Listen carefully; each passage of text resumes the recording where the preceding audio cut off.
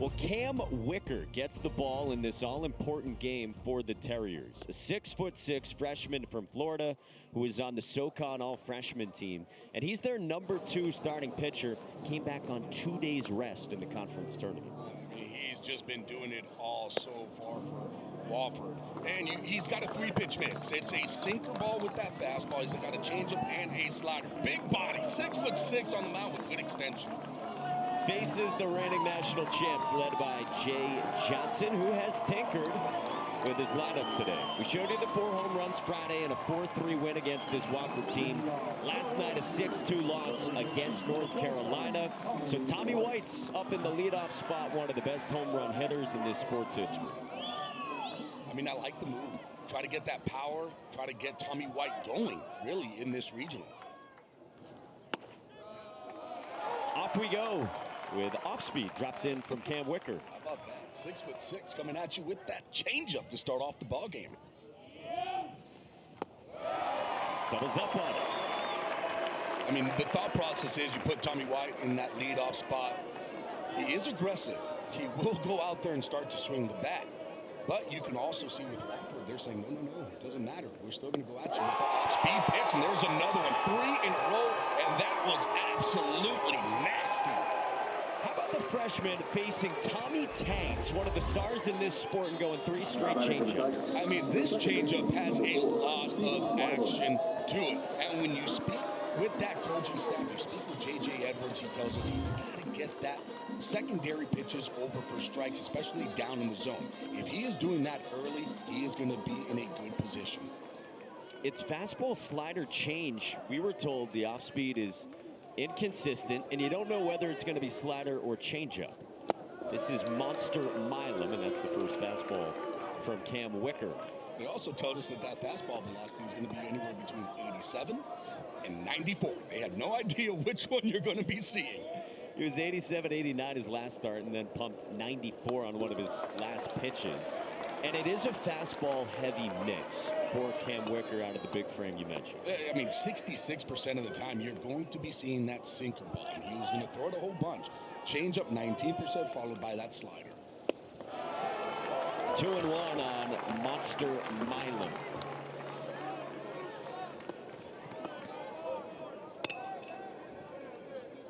Hard luck loss for LSU despite a good pitching performance last night from Luke Holman. Milam skies this one to right. David Wiley backs up and now approaches, and there's 2 away. Jay Johnson said after the loss last night, look, we worked too hard this year. Finished the season so strong. To let a little bit of disappointment get in the way of what's in front of us. And he pointed out in terms of elimination games, we've done it before in this program in a regional. He said, look, we did it in Omaha last year twice to end up becoming the national champions, past Wake Forest, past Florida. And they're in a good position, too, because of the starts that they had with Luke Holman, because of the starts that they had with Gage Jump. They put themselves in a very good position to be able to come out of that loser's bracket. I feel like they've got a lot of pitching for what would need to be 3 wins to get out of this regional. It's the big bopper, Jared Jones, sophomore first baseman from Georgia, one of the leading home run hitters in the country. Team leader in OPS and home runs. And before yesterday, had homered in 5 straight games. The nickname is Bear. Big swing through the heater at 88. The other thing we learned about Cam Wicker, J.J. Edwards said to us down on the field pregame, he's the most competitive pitcher we've got. There's 1-2. Tried to dot 91 near the knees. That's a really good pitch with 2 strikes. Down and away, a backdoor sinker. Just a little off. This guy's getting the baseball, and he's ready to go against Jared Jones with the 2-2. The foul. That's one of the things that we've seen from this Wofford team. Doesn't matter who they're playing. They feel like they can go out there and they can win any ball game that they're playing. Very confident bunch. 42 wins. SoCon tournament champs, led by the first-year head coach J.J. Edwards at the age of 36. Swing and a miss. Cam Wicker nods as he strolls off the mound after a 1-2-3 first, bookended by a couple Ks. Good, the top of the first, and now Wofford, in its second ever NCAA tournament appearance, comes up for the first time. Against the battle-tested Burley senior from Oklahoma, Nate Ackenhausen in his second year at LSU after spending 2 years in junior college in Oklahoma. And this guy has done it on the big stage under the bright lights in Omaha before. He really has. I mean, it's the 3-pitch mix, and he has delivered on that big stage. So the big moment is nothing for him. It's a good fastball, going to be somewhere in that low 90s range, and it's got good chase rate, too, with that fastball. Jay Johnson told us he's in because he neutralizes the Wofford running game a bit. And if you haven't followed Wofford baseball before, we told you it's a unique offense that is one of the best in the country. You said it, they love to steal bags. And Marshall Toole, the leadoff man, is second in the country with 43 bags. So get ready for bunts and steals all day. Now, can they get Marshall Toole on against Nate Ackenhausen and Tigers pitching?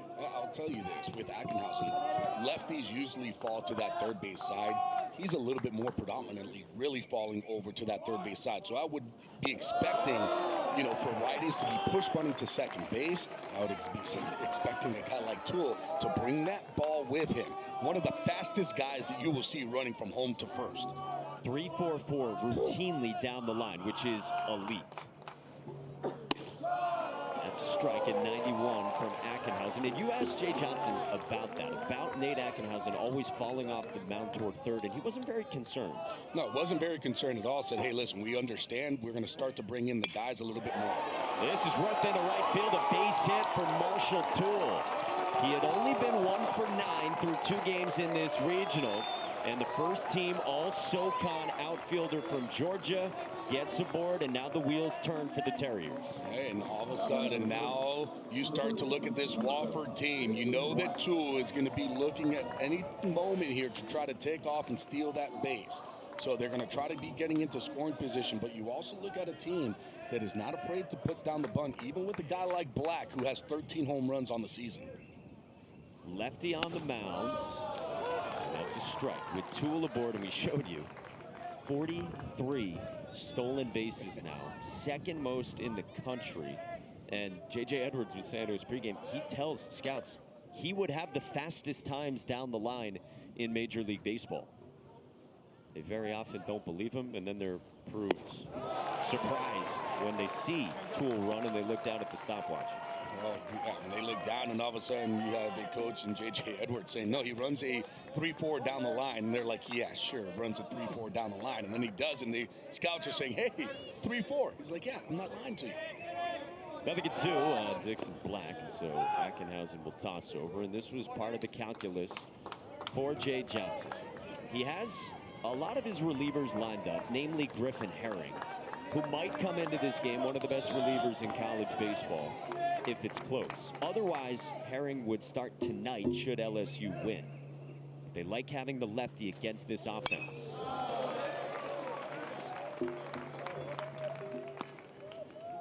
Wofford would really love to get Black like Toole going. Dixon Black, a senior from Scranton, Pennsylvania. First team All-SoCon, and came here as the team leader in OPS and RBIs. Arrived here with 75, matching a program record. But 0 for 8 with just a walk. That's up.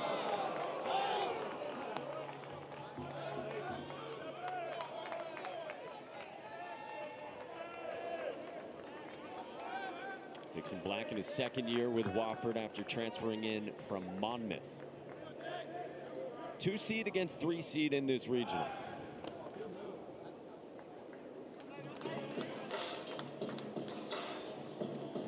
Ackenhausen hasn't picked over twice yet. And I know that Toole's over there kind of just trying to play it out. Trying to see. Consecutively? Yeah, consecutively. Still doesn't. Tool doesn't go, and Black stays alive. And those are kind of things that you start to key in on. If you're a base runner, okay, he's picked over once, he's going to pick over again. Maybe get a little extra lead. See if you can make him draw the throw again. What you're trying to do is just kind of pick up something that he does when he goes home. Hey, he's lifting up that leg straight. When he's coming over, maybe that knee has a tendency to kind of, come across a little bit more. Long hold as Ackenhausen tinkers with his timing. And now picks. So it's just those small little things. And listen, Tool has stolen a whole bunch of bases, so he knows what to look for in a pitcher. But if you haven't faced a guy before, you don't know kind of his tendencies, this is what you're doing at this point if you Tool. 1-2. Black pulls it foul. We mentioned for LSU, they walked off Wofford on Friday. Wofford, meanwhile, so they had to win an elimination game already. Early game here yesterday, after Milam's heroics Friday, forced Wofford to beat Long Island University, the 4 seed here. 5-2 win yesterday for the Terriers.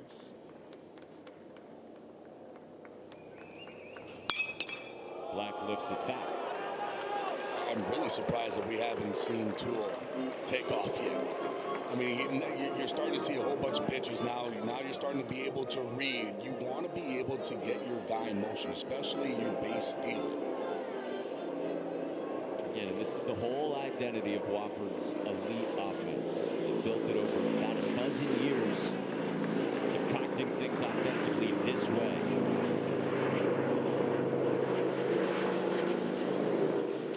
To some of the players this week, and Dixon Black said to us about their offense, it's so different, you can't really explain it, he said, until you actually play in the program. He transferred in, he had to play to really get what it was like. Chases the slider there and punches out. Ackenhausen's got a K and 1 gone in the first.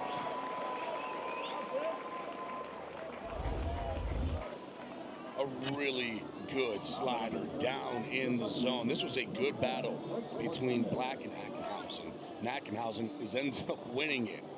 A lot of tough pitches he was able to throw there. Finally gets the strikeout. Heavy on these 2 pitches, although in his career we've seen his changeup in Omaha be used a ton. Runners going. Martinez bunts towards second, and he's aboard. This is the Wofford offense. How about that little hit and run with the bunt? And this is kind of what we were going to be talking about, right? With Ackenhausen pitching, it's a lefty. He falls really toward that third base side. So you're going to be able to have that push bunt to that right side. It's going to be open for you. Now, you don't want to get it up in the air like that, but perfectly placed, especially on the steal. And with LSU playing the pull shift-wise on the infield, Monster Milam had so far to go.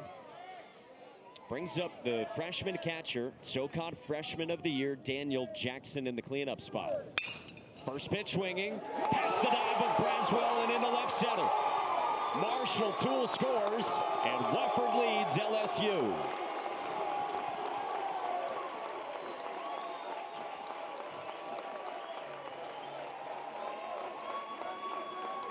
And again, manufacturing runs is what this Wofford team does.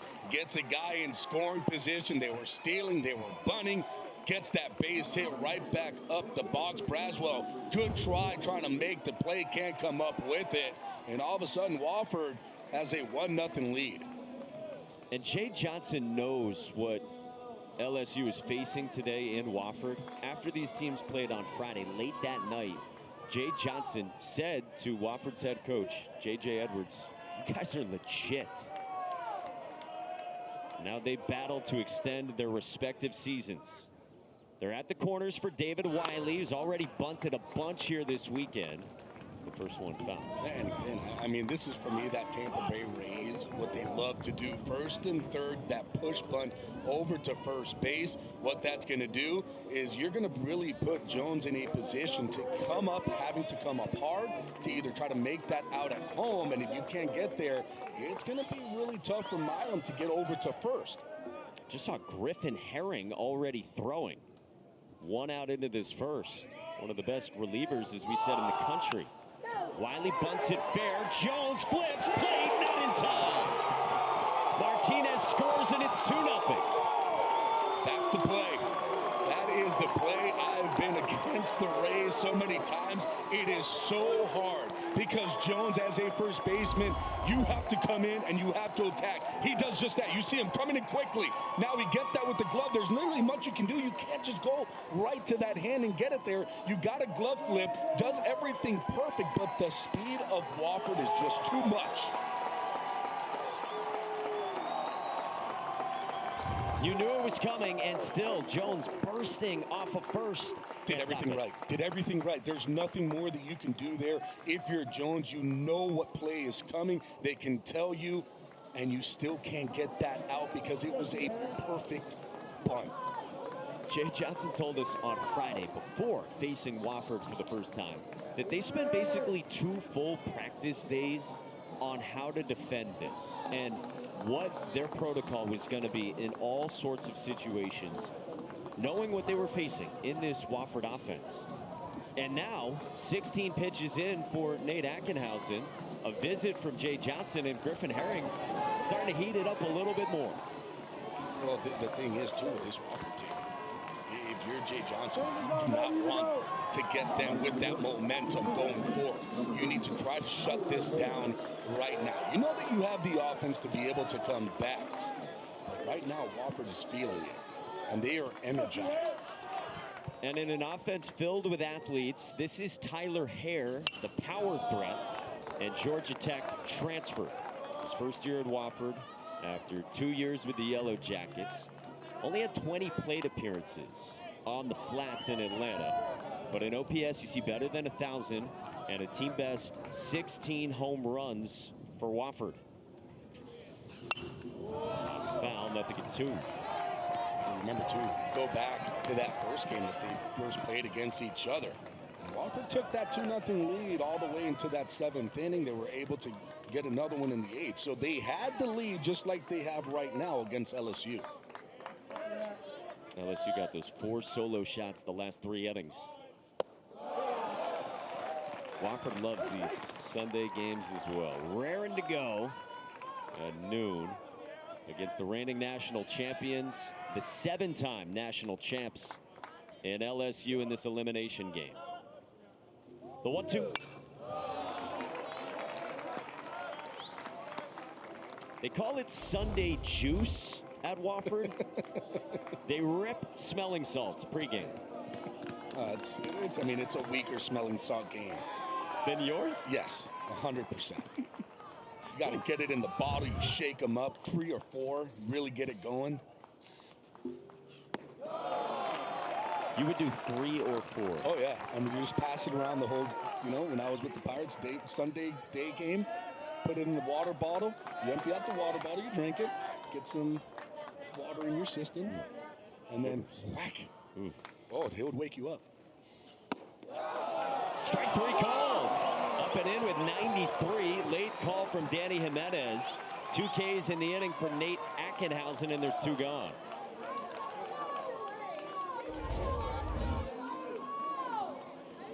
Just a good fastball up and in. Catches that top inside corner. That's what tough pitch. It's one of those, too, where I tell young guys, if it's close, just try to foul it off. Get yourself to that next pitch. The last thing that you want is for that umpire to strike you out. So 2 on, 2 out, 2 runs in, and this is Lucas Manning.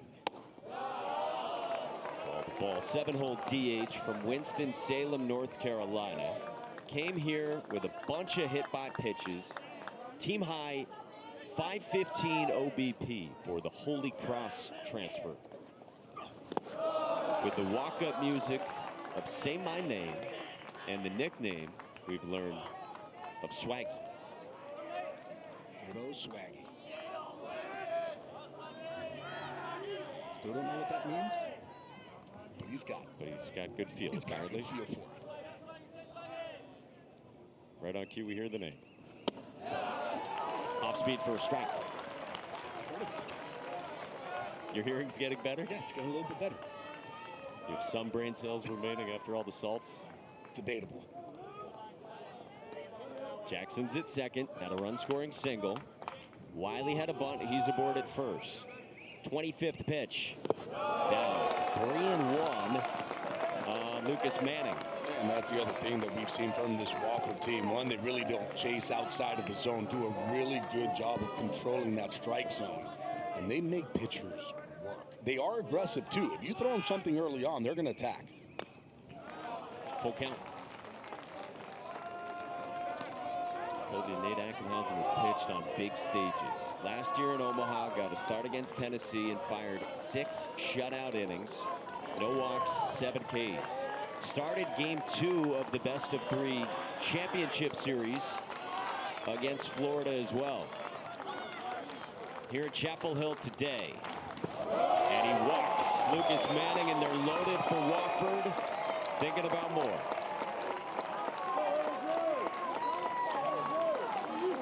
How do you handle this if you're Jay Johnson? Do you ride with Ackenhausen, just trying to squeeze one more out of him? And here's our answer. I mean, at this point, I don't know if you can. Season's on the line.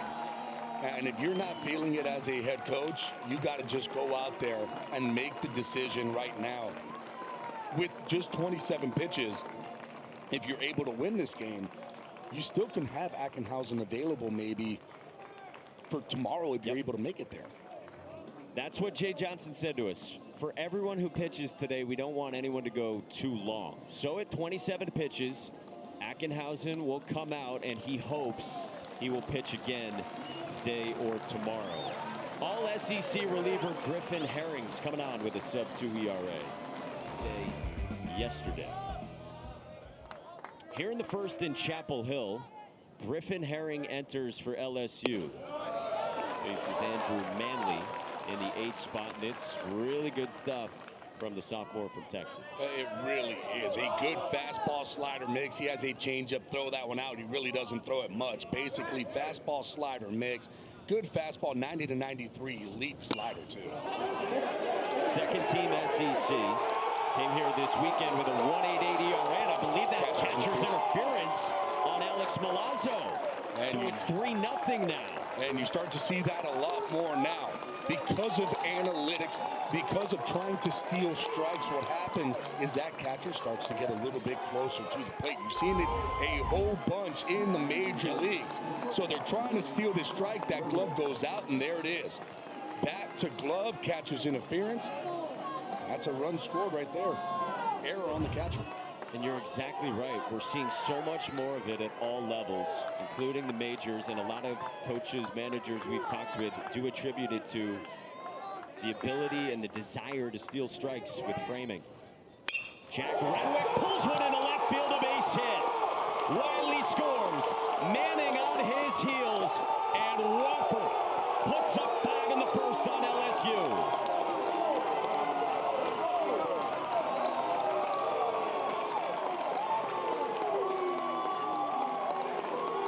Their first NCAA tournament win ever yesterday. I mean, and Renwick comes up huge. Gets a slider coming down and in, catches it out in front, hitting it over third base into that left field. Double, 2 RBIs. This Wofford team has been playing extremely good baseball. And now Marshall Toole squares, and it's a strike as the lineup flips back to the top to Toole. Now you start to look at the defense now. Milam not playing traditional second base right now. You can see him starting to make his way in because he knows that Toole could bunt and fly. So all these guys on that right side, Jones is going to stay back. The reason why, if he leaves, you've got no chance to get the out. So you're looking for Milam at second to be able to make that play and flip it over. Because guess what? If this ball gets down, that's a flyer, and that can be another stolen run. Second and third, and Griffin Herring deals an 0-2. We asked J.J. Edwards, the Wofford head coach, pregame down on the field, what his message was today. He said to his team, we're a 42-win team. There's a reason we're sitting here. It's not because we got hot at the right time. And that's what he's reiterated throughout. This isn't some Cinderella in their minds. Well, he's been saying that same message to his team the whole entire tournament. Hey, doesn't matter who we're playing. We are a good team. 0-2 again. Stop back there by the defense first catcher, Alex Milazzo.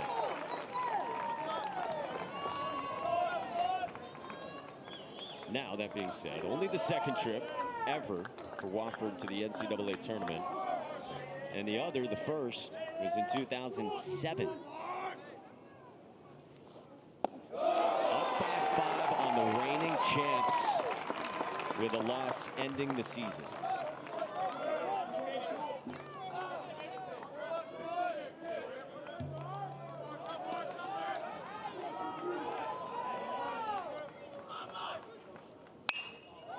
In the air, left center. Pearson and Brown converge, and Pearson ends a 5-run inning for the Terriers. Sunday juice worked out. See, in the SoCon tournament, so Wofford had to play 7 games in 5 days. Beat Sanford, you see, a couple of times to win this. And how about the program leader, the senior shortstop? You saw Jack Renwick delivering the 2-run double for Wofford in a 5-run first inning against LSU. 4, 5, and 6 for the Tigers starts with Josh Pearson against Cam Wicker. We had a long time to wait, watching and no doubt enjoying that.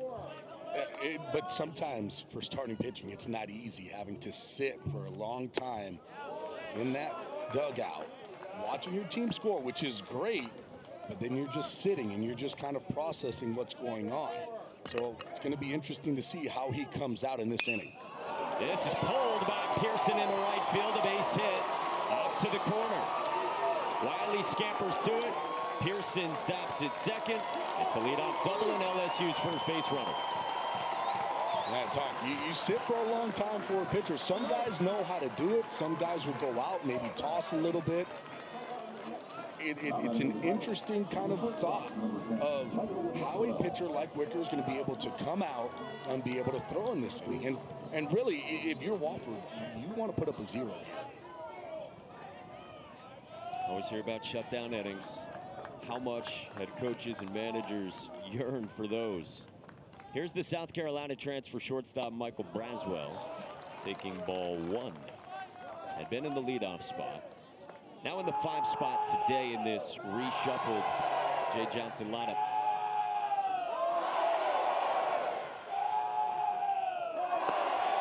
You know, talking with J.J. Edwards this week and this weekend. You go back to Tuesday before coming here. He asked his team who had been to a regional before. It was him and one player who had pitched 2/3 of an inning at one at a different school.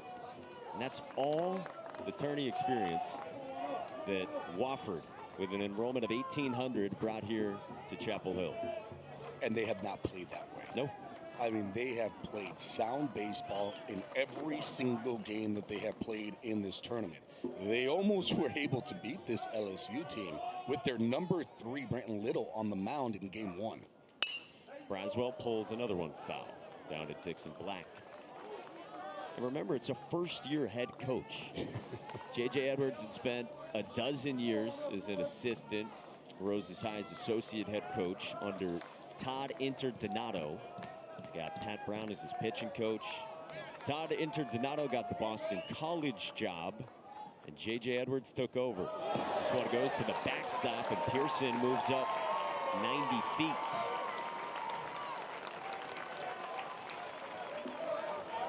If you're LSU, that's a big run on third. You need to start chipping away, and not only that, you have a good amount of fans here who are hooting and hollering, and you want to keep them on their toes. Getting a run here, that's going to help that out.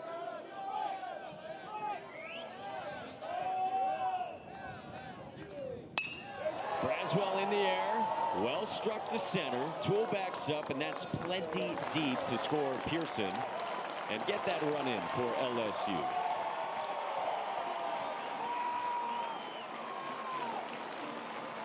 NCAA regional coverage for all 16 sites continues tomorrow on ESPN Plus and the ESPN app. For more info, visit NCAA.com, the home for all 90 NCAA championships. See how many regionals are, in fact, in action on Monday, with, if necessary, games to see who moves on to super regionals, with 16 teams starting next weekend. It's the freshman Ashton Larson starts in right, that's sixth.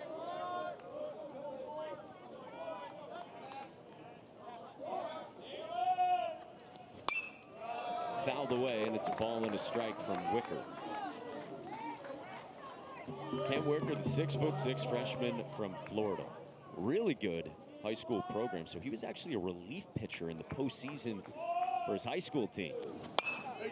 This is flared behind Dixon Black into left field. A base hit for Ashton Larson. LSU has responded here in the second. This is exactly what Jay Johnson wanted to see out of his team. After giving up 5 in the bottom of the first, hey, we need to get going here. We need to get this momentum back. And for Larson, just a slider right off the end of the bat. Just flaring that one over the third baseman in Black and getting on base. Well, and this is Sunday at a regional, kind of like a Sunday in the normal college baseball world in the regular season, where there's very often a lot of offensive games. Hayden Travinski, fifth-year senior DH with a big bat the last couple of seasons. That's how Sundays go, oftentimes in college baseball, because the pitching by that point obviously is perhaps worn down, and offenses take center stage. No. Travinski did not go. I mean, really, the only good thing for Wofford is that they actually have their technically Saturday guy throwing on a Sunday, because you talked about their tournament where they had to play 7 games in 5 days. Swing and a miss. 1-2. We're talking with the Wofford coaching staff pregame, and one of them came by and said, someone might have to score 1 million runs in this game, and we'll just see which team it is.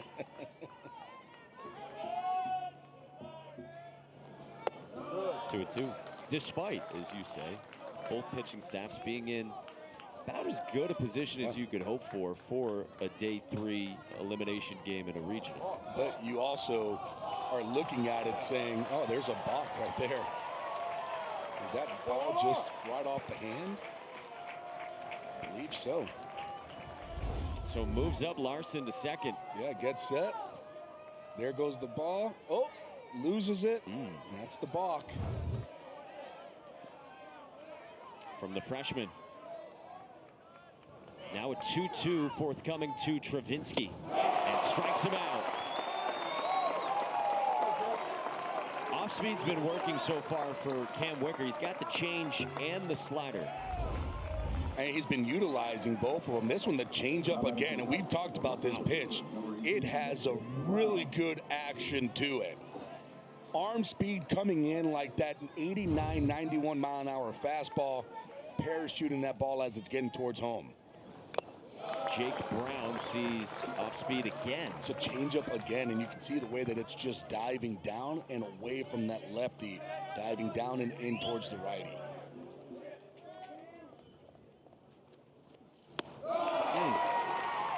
Throwing the changeup quite a bit. And we showed you earlier, this season he's only thrown it 19% of the time. It's been really fastball heavy for Cam Wicker otherwise this year, but not today. Brown to center and out of the reach of Renwick. Larson scores, and LSU is countered with 2 in the second.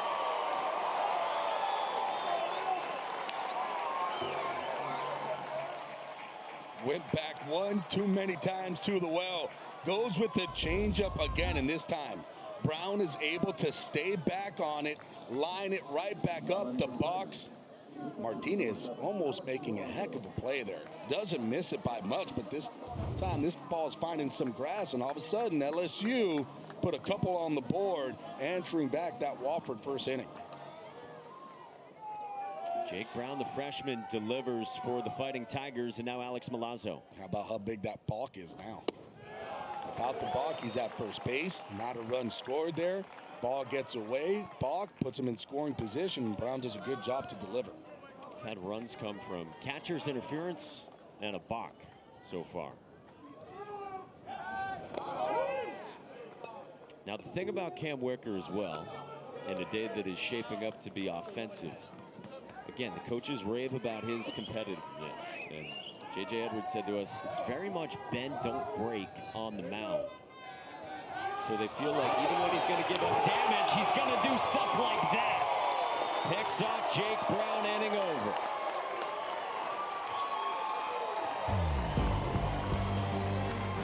Strap in, folks. This could be a wild day in Chapel Hill. LSU had countered with 2 and was looking for more, but Jake Brown gets picked off by Cam Wicker. Yeah, Wicker really quick for a 6'6" frame, being able to get that ball over. Brown just looks like he slipped too as he's coming back. And that's a huge pickoff. So we go to the bottom of the second, and Griffin Herring faces 2, 3, and 4, starting with Dixon Black for Wofford.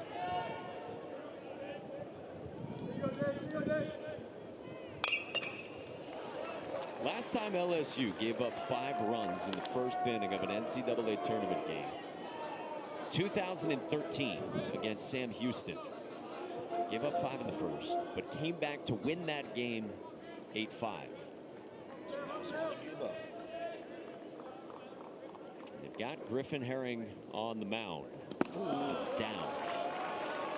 Herring looked really sharp when we saw him on Friday.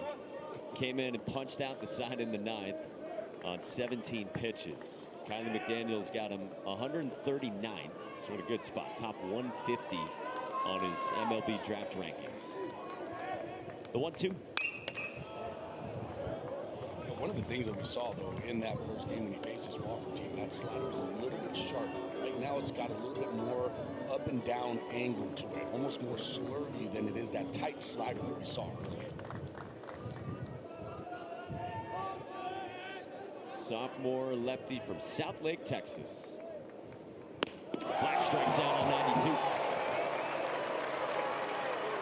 ESPN's the home for the NCAA College Baseball Regionals. And for around-the-clock multi-game coverage, scan the QR code below. ESPN Plus subscribers can get expanded coverage with Squeeze Play. Use the hashtag as well. Hashtag Squeeze Play. Runes will read it. Berkey will react to it.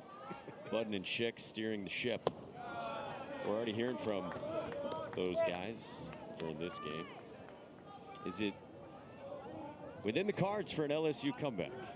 Like we just mentioned, they've done before. Well, I mean, really, when you look at Herring, he really needs to put up a 0 here. Bryce Martinez to center. At Jake Brown.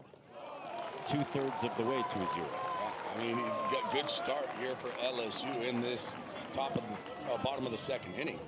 And that's the thing with LSU scoring there in the top of the second with 2 runs. Now all of a sudden you're starting to get that momentum back. The fans are getting into it, hooting, they're hollering. They understand that putting up a 0 right now is going to be big for this LSU offense.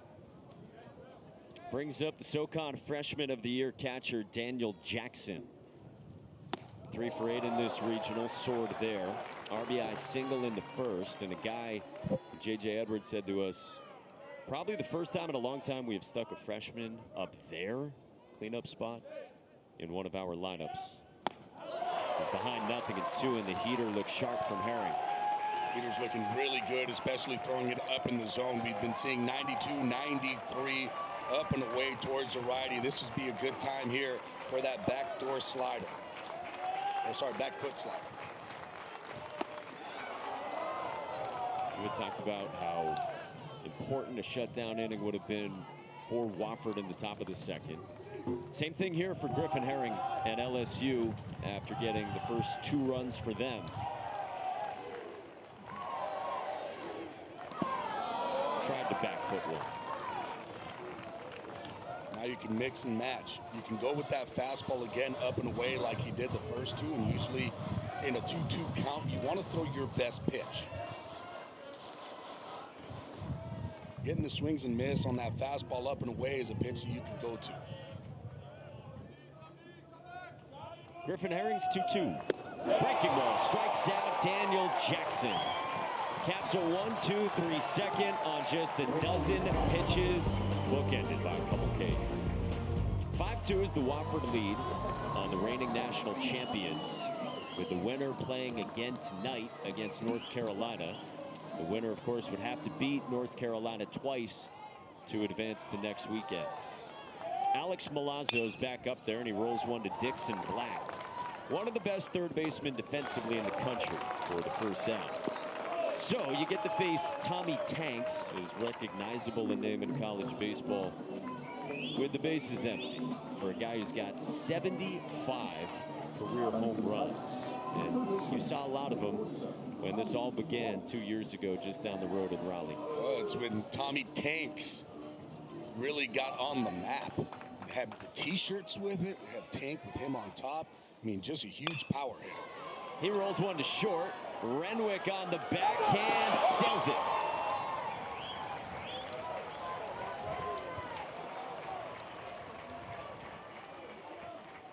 Jack Renwick, the program's all-time leader in starts, the senior shortstop, throws it high and White's on. I feel like Renwick may have been able to just kind of stop on that one and get the throw over with White running. Not the fastest of guys. He can get down that line, but they're just, I mean, just an off-balance throw. No chance. I'm thinking they're going to give that one a hit.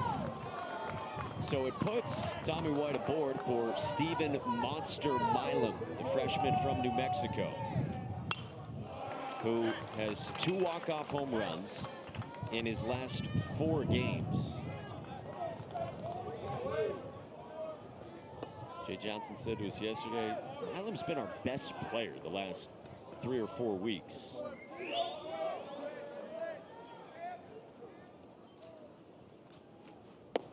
He got destroyed in the fall, is what Jay Johnson said to us. So at the semester break, they gave a 1-page sheet to Monster Milam of what he needed to do. Push the fastball down, manage the strike zone, get rid of your leg kick. And he did all of it. Came back 3 weeks in the preseason before the season started in February. He had done everything. Well, that's the thing, right? With the leg kick, you have a big leg kick. It's a lot different from high school than college. You're facing guys who are throwing heat. So, hey, get rid of that leg kick. You can see almost nothing really there with that leg kick. That foot is getting down, which means that he's got a lot of time to watch that ball and be prepared to hit it. And he has been hitting it. You saw him pregame headed off to BP. He's well built. I mean, he's yoked. It's a good thing. It's a very good thing. Big cut, but Wicker strikes him out.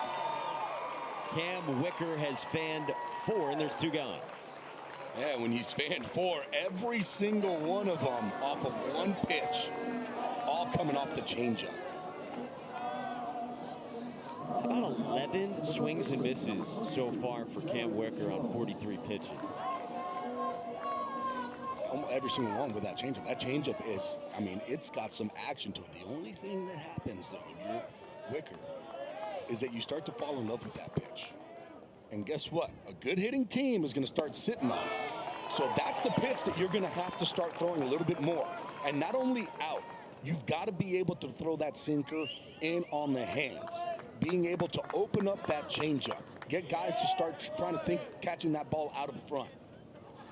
Against Jared Jones, and then the changeup comes running in near the kneecap, and it's 0-2. And I mean, like their coaching staff said, you don't know how that changeup is going to go. There's going to be times that it might run 3 feet. Well, that one ran 3 feet.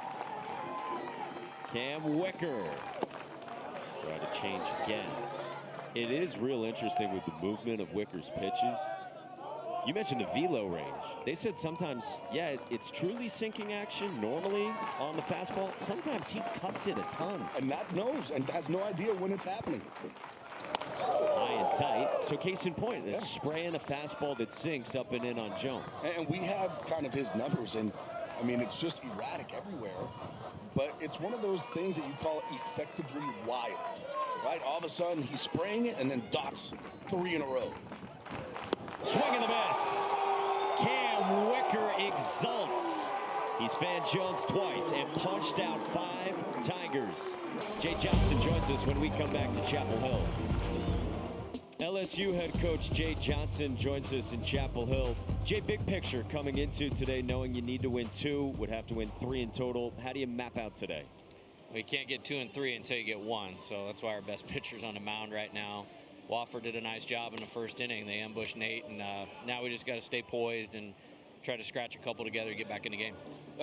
Your offense came alive there in that second inning. What do you see against Cam Wicker that you guys are going to have to make the adjustment with? Well, he's got a really good changeup, but you have to stay out of the bottom of the zone. We got strong guys with bat speed, but if they start early on it, they're going to get in trouble, and a couple of them have. So we got to trust the ball to back it up, to let it fall out of the zone, or be able to stay on it, and we've done that. We've got a couple good swings on him. Jay, thank you. Thank you, guys. Thank you, Coach.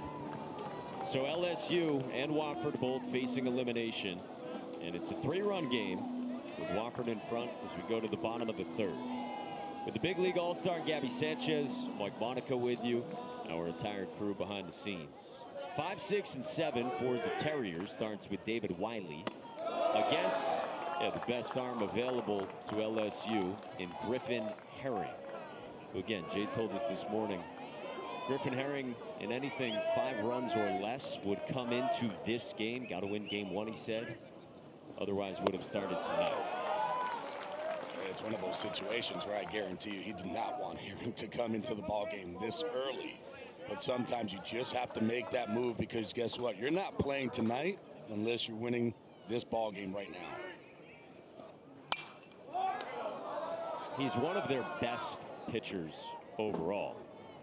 Jay Johnson said to us this week, Griffin Herring will definitely be a starter next year. And said that, you know, he recognizes there's a lot of fans of LSU that probably wanted Griffin Herring to start at times this year, but he was just too valuable in this role for him. Struck well left field, and Josh Pearson on the run makes the catch for the first out.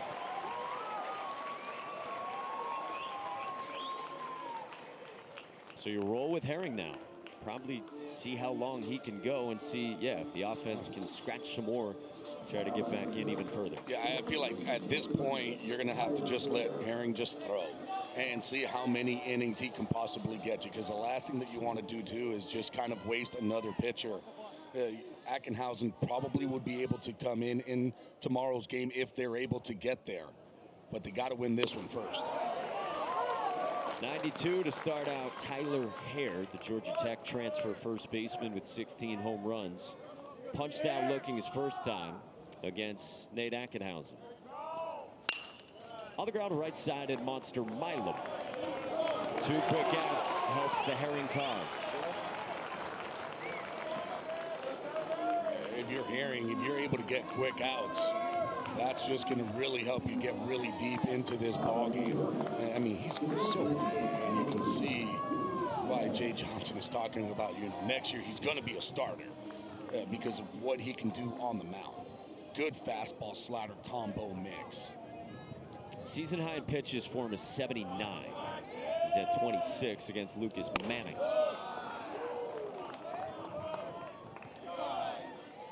But even with that, you get anywhere near that 70 range, you already know you lost them no matter what for the regionals.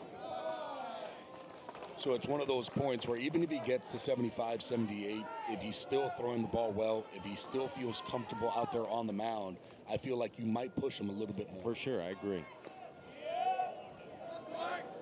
Got to win this one. Got to win it. Manning walked his first time. It's 2-1. The fastball up. You got to start making the adjustment on that pitch. We've seen it called a couple times already. So that fastball up and away to a righty is being called a strike. So now you can't be surprised when he calls it. That's a strike in, 2-2.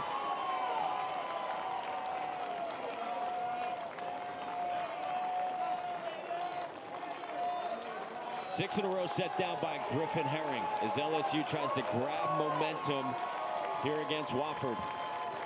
2-2. Try to back foot him.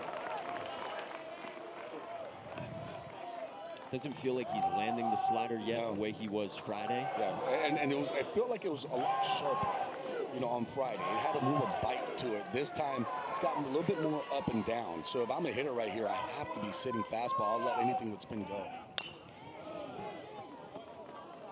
And if he does find the slider release point, the way the fastball looks right now, that could be a scary proposition. Yeah, that's going to be trouble for Wofford for sure. If all of a sudden that slider starts to get that tight slider like we saw on Friday, it's going to make it a lot tougher on that hitter. Been really good the last month and a half coming here to Chapel Hill. Dots. 7 straight sent down by Griffin Herring. LSU bats in the 4th, down 3 on Wofford. This is Josh Pearson leading off for LSU in the cleanup spot against Cam Wicker, flashing the plus changeup so far.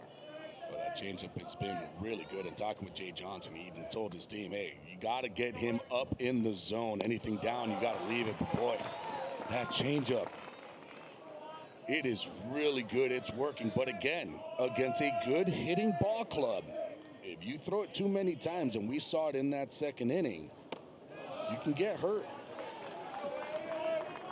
Cam Wicker made 2 starts in the conference tourney. The first was last Thursday. 6 innings, 1 run. Came back on 2 days rest. It was Sunday against Sanford in the decisive game to clinch. And he went 6 1/3. 3 earned, 98 pitches, and touched 94 in the 6th inning. Full count. It's a fun recruiting story with Cam Wicker, who was 85, 87 with his fastball velo when they committed him. Popped up a bit, but stuck with his commitment to Wofford. Here he is in his freshman season. He strikes out Pearson with a heater. 6 Ks total, 3 in a row for Cam Wicker. Boy, that's a very, very good sinker. Front door coming right back over, right at the knees. Now, if you're able to do that to a righty, that backdoor sinker, those play. But again, just like they talked about, they don't know when it's coming. All of a sudden, he could be dotting up, throwing that sinker. Next thing you know, he's throwing a cutter. 6'6" on the mound, good extension. Facing Michael Braswell. It's a strike to the South Carolina transfer shortstop, who had a sac fly to center his first time in the 2nd.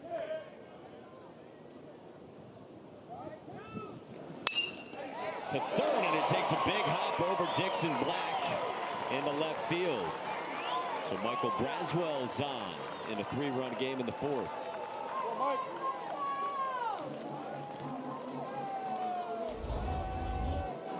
Braswell hits this ball hard right on the ground. Just nothing you can do there if you're Black at 3rd base. Ball hits a divot. You got to just clean up your area. At first base, when I played, I made sure that I maintained that ball, that area in front of me really nicely so that wouldn't happen. Ashton Larson now.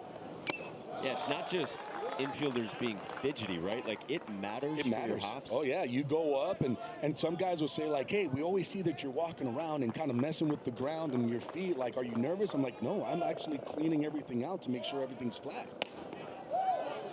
What kind of surface did you like best? And also, the amount of like water on an infield matters too, right? Yeah, I mean, I want it to be watered down a little bit more, because that, for me, helped the ball stay down. And true hops, once it starts to get dry, it gets hard, and that ball can bounce like a trampoline. So I always wanted it to be a little bit more wet to make sure that, hey, it was a little bit softer of the ground. Now, they've done a very nice job here, but you have to maintain that area when they're not coming on every inning to make sure that everything is staying nice. 2-2. Meanwhile, on Ashton Larson, singled and scored in the 2nd. Dixon Black, by the way, we said it earlier. Coaching staff thinks he might be the best defensive 3rd baseman in the country. He's been proving it so far here in this regional. Been playing an exceptional 3rd base. He even talked about that. You can put him in right now, plug him into AA, and he'll fit right in. Popped up foul. Of course, offensively needs to, probably transition a little bit more, but defensively, he could be a big leaguer as a third baseman because of his glove. Now just has to catch up with the bat.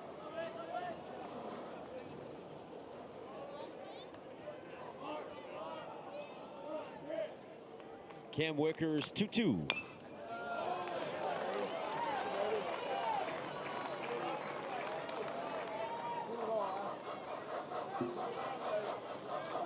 A lot of underclassmen that Wofford has counted on for its pitching the last few weeks. Offense first club, youthful on the pitching side. The freshman's 2-2. Gets away from Daniel Jackson. Michael Braswell's in scoring position with one out.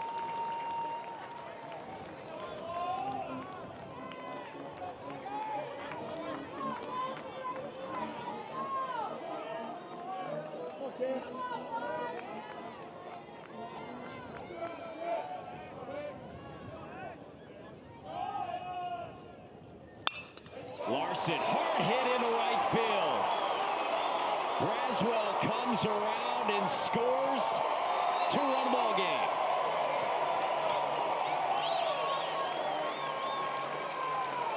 A buck and now a wild pitch have both proved costly for Wofford. LSU taking advantage of every miscue so far by Wofford. Great job here by Larson. Hits this ball hard into that 4-hole. And because of the wild pitch, Braswell able to score easily. So it's 5-3 for Jay Johnson's group. And he will pinch hit for Hayden Travinsky here. Travinsky had been 0 for 8 with a strikeout today, 0 for 8 for the regional. And so Brady Neal, very talented sophomore catcher, part of the 3-catcher group for LSU, will come on as a lefty to face the righty and Wicker.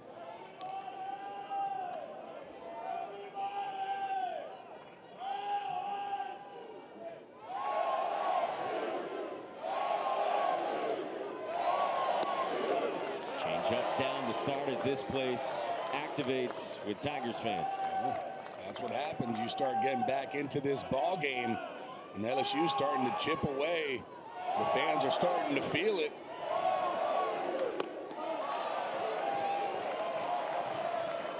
Brady Neal came into LSU last year as a very highly touted recruit. Jay Johnson still thinks he has a very bright future in their program.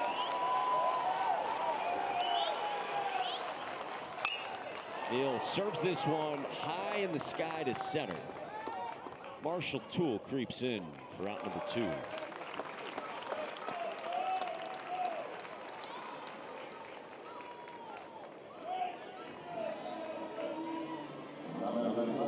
So Cam Wicker's got 2 outs here in the 4th. And out of the 8th spot in the LSU lineup for Jake Brown. Freshman had an RBI single in the 2nd. He's out of Sulphur, Louisiana. Hard hit, base hit right field. Larson stops it 2nd. 3 hits in the inning for LSU off Wicker. Brown been swinging a good bat today. 2nd hit of the ball game. Rips this one to right field. And now you start to look at it. As Malazzo, he's up. He had a good game yesterday. Seeing if he can continue this in and get to the top of that order with Tommy White in that on-deck circle. That's Kenny Michaels, a lefty, a freshman who's had a good year. In terms of his splits, kind of operates like a righty. LSU saw him on Friday already. Malazzo, 2 singles and a walk, to your point, yesterday. Strike 1 with a fastball to start. The heater at 85 to the catcher in the 9th spot for LSU.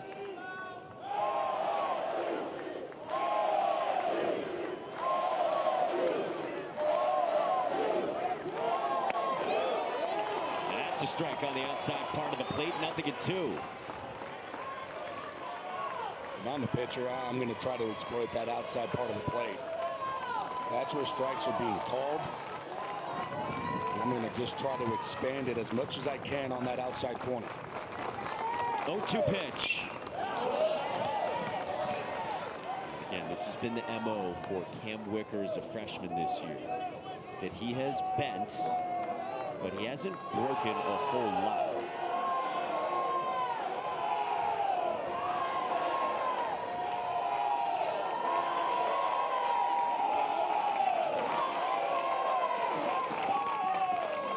Another 0-2. Milazzo laces it. Black handles it and goes the short way to end the inning. Ashton Larson gets LSU one more. We got a 2-run ball game in the fourth. Reigning national champs, as you may have heard this weekend. 8-9-1 for Wofford starts with Andrew Manley against Griffin Herring. Manley was up for the catcher's interference on Alex Milazzo his first time. There's no RBI there too for him on the catcher's interference.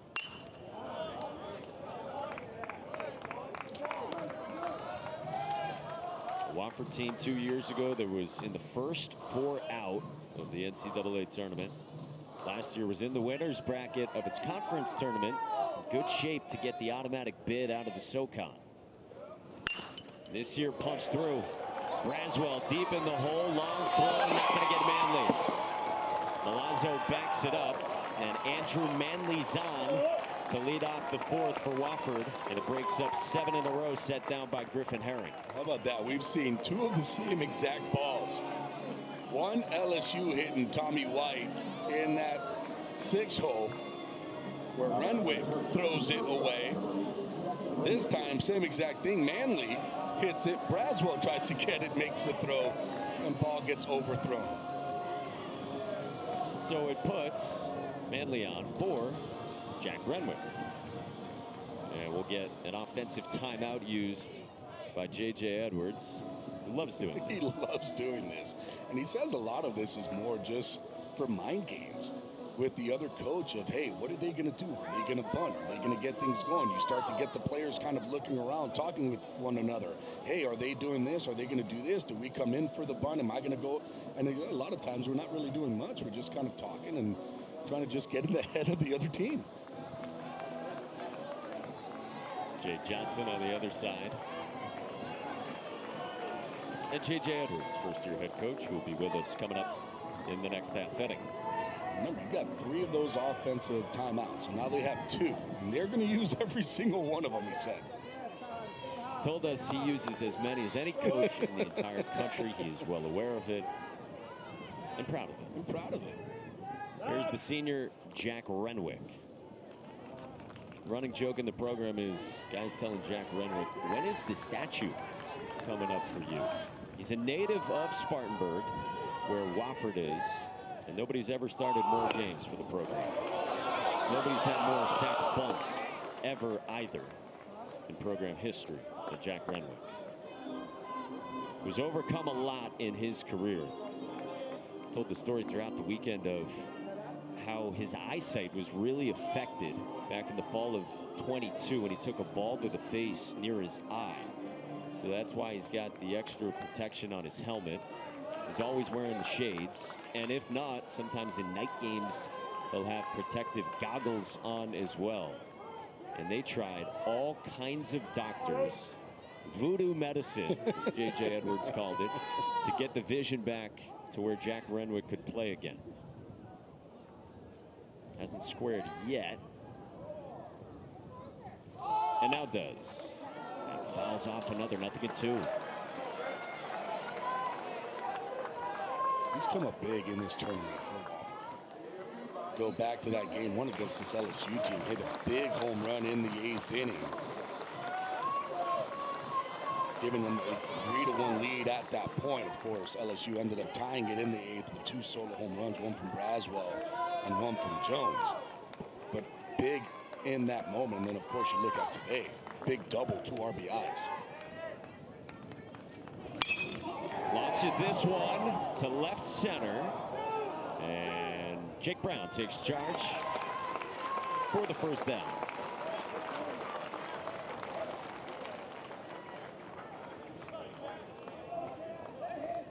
So one away for Griffin Herring, who's still muttering at himself. He did this earlier in the game as well when he had struck out someone on a slider that was left a little bit up. Yeah. And even that, the perfectionist was not pleased. Well, again, we've been talking about that slider today, where it's not as crisp as it was on that Friday, but he is able to still get the outs with it. That fastball has been working for him. Now Marshall Toole, as the lineup turns over, to the speedy leadoff man, first team all conference, with a single, a run scored, and a fly out to left. I wouldn't be surprised on this one if he tries to just pull that bump with him down that first base line.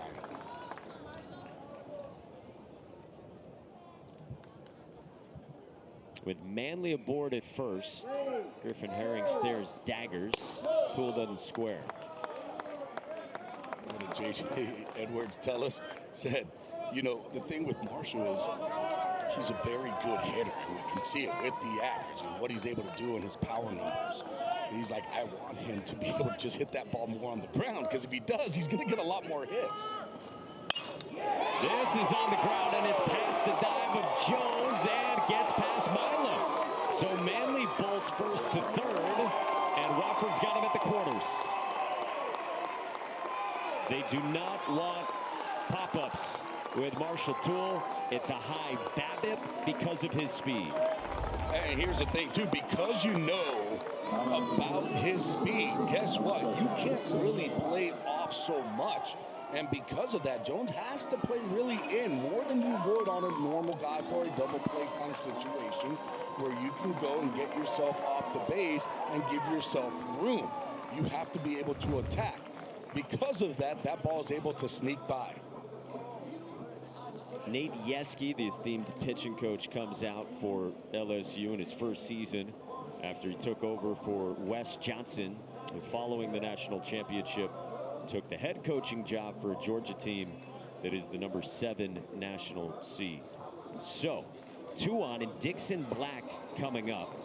First team all SoCon with great baseball bloodlines as well. Older brother Mason, about 4 weeks ago, made his major league debut for the Giants. He's made a few starts for San Francisco after he was a 3rd-round pick out of Lehigh 3 years ago, and Dixon was able to be there for him. And he was able to see him pitch, and then they said, okay, now come right back. You can't stay long.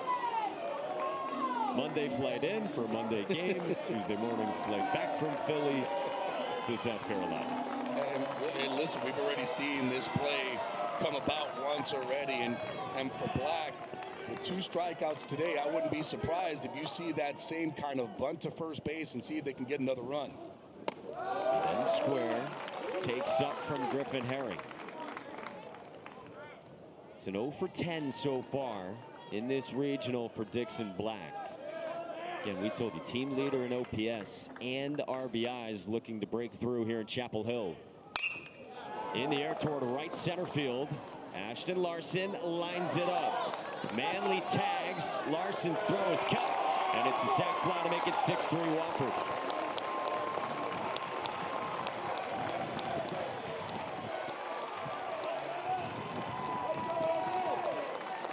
And it's just what they do. Small ball. We've talked about it. Sack bunts, sacked flies, where they're at coming into this tournament, into the regionals. 90 combined sack bunts and sack flies. It's been the offensive identity for about a dozen years for this Wofford team that, again, is 2nd in the country in runs per game. Here's the 5th-year senior second baseman Bryce Martinez with elite bat-to-ball skills. LSU appeals to 3rd, and Manley did not leave early. Bryce Martinez has 5 hits in this regional. They say he's not your typical 3-hitter, but because the bat-to-ball is so good, they love having him follow Toole and Black. Toole's on here. 2 outs in the inning. Martinez at the plate. I mean, it's a good time right now to see if you can take off and get yourself into scoring position, especially with 2 outs.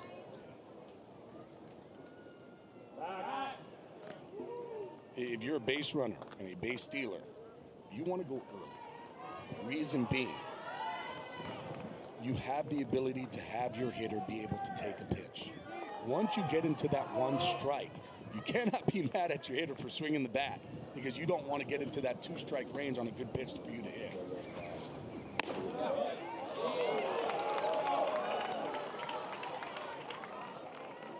Right now with 1 ball, your tool, you gotta be looking. Now Herring is pretty quick to home, does a good job of holding the runner. But sometimes you have to just take that chance. Slide step for a strike.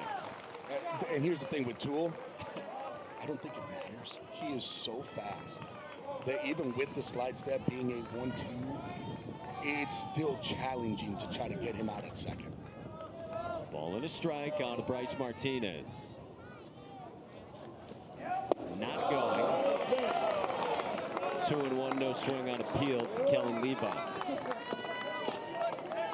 Jay Johnson said to us, against Wofford, with what they do offensively, he wanted all lefty pitchers or righties with breaking balls. That's going to be the 2 genres of pitchers we'll see today.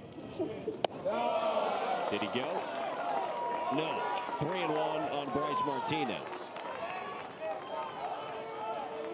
Now these are those situations too for a base runner. The teams usually have 3-1, 3-2 counts where that base runner will go. Because if it's a strike, you're hoping that your hitter is going to be able to make contact and you have a guy moving. 3-1. That's a strike. Martinez halfway down the line before he realizes it.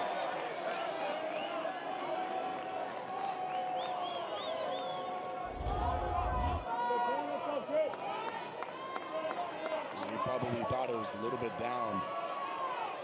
Close pitch. 2 outs. Man aboard. 3-2. Martinez strikes out, and Milazzo hangs on to it. Wofford adds a run. The lead is 3 as we go to the 5th in this elimination game.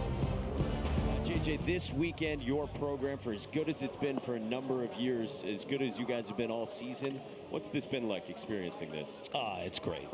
I'm just happy for the guys to finally experience it. We just didn't have a lot of it on our roster. I think we had 1 guy go to 1 regional as a transfer in, but I'm just happy for them to enjoy it because these are the ones I kept telling them in 40 years when you come back and I'm long gone and long fired. Like, you guys can enjoy it. You guys can talk about this regional for the rest of your lives. Coach, I mean, your identity the whole entire season, and then now it's just playing out again. What do you think about how your offense is doing so far today? Yeah, I think that first inning, everybody in the country got to look at kind of what we can do and all the small ball aspects to the game and you know, taking what they're giving us more importantly than anything else. If you want to shift us too much, we'll push bunt and do everything, but you just got a little glimpse of it. Coach, real quick, why the pitching change? Cam only had a couple in him. We were hoping to go 1 or 2, and he went 4, so we're cool with that. And on to Kenny. All right, JJ, thank you. Thanks, guys, like always. These guys are giving him a hard time for holding up play just a couple of seconds. But it is a pitching change, and the freshman lefty, Kenny Michaels from Alexandria, Virginia, comes on for Cam Wicker to face the top of the LSU lineup with Tommy White, who launches to left. Manley goes back at the wall and makes the catch.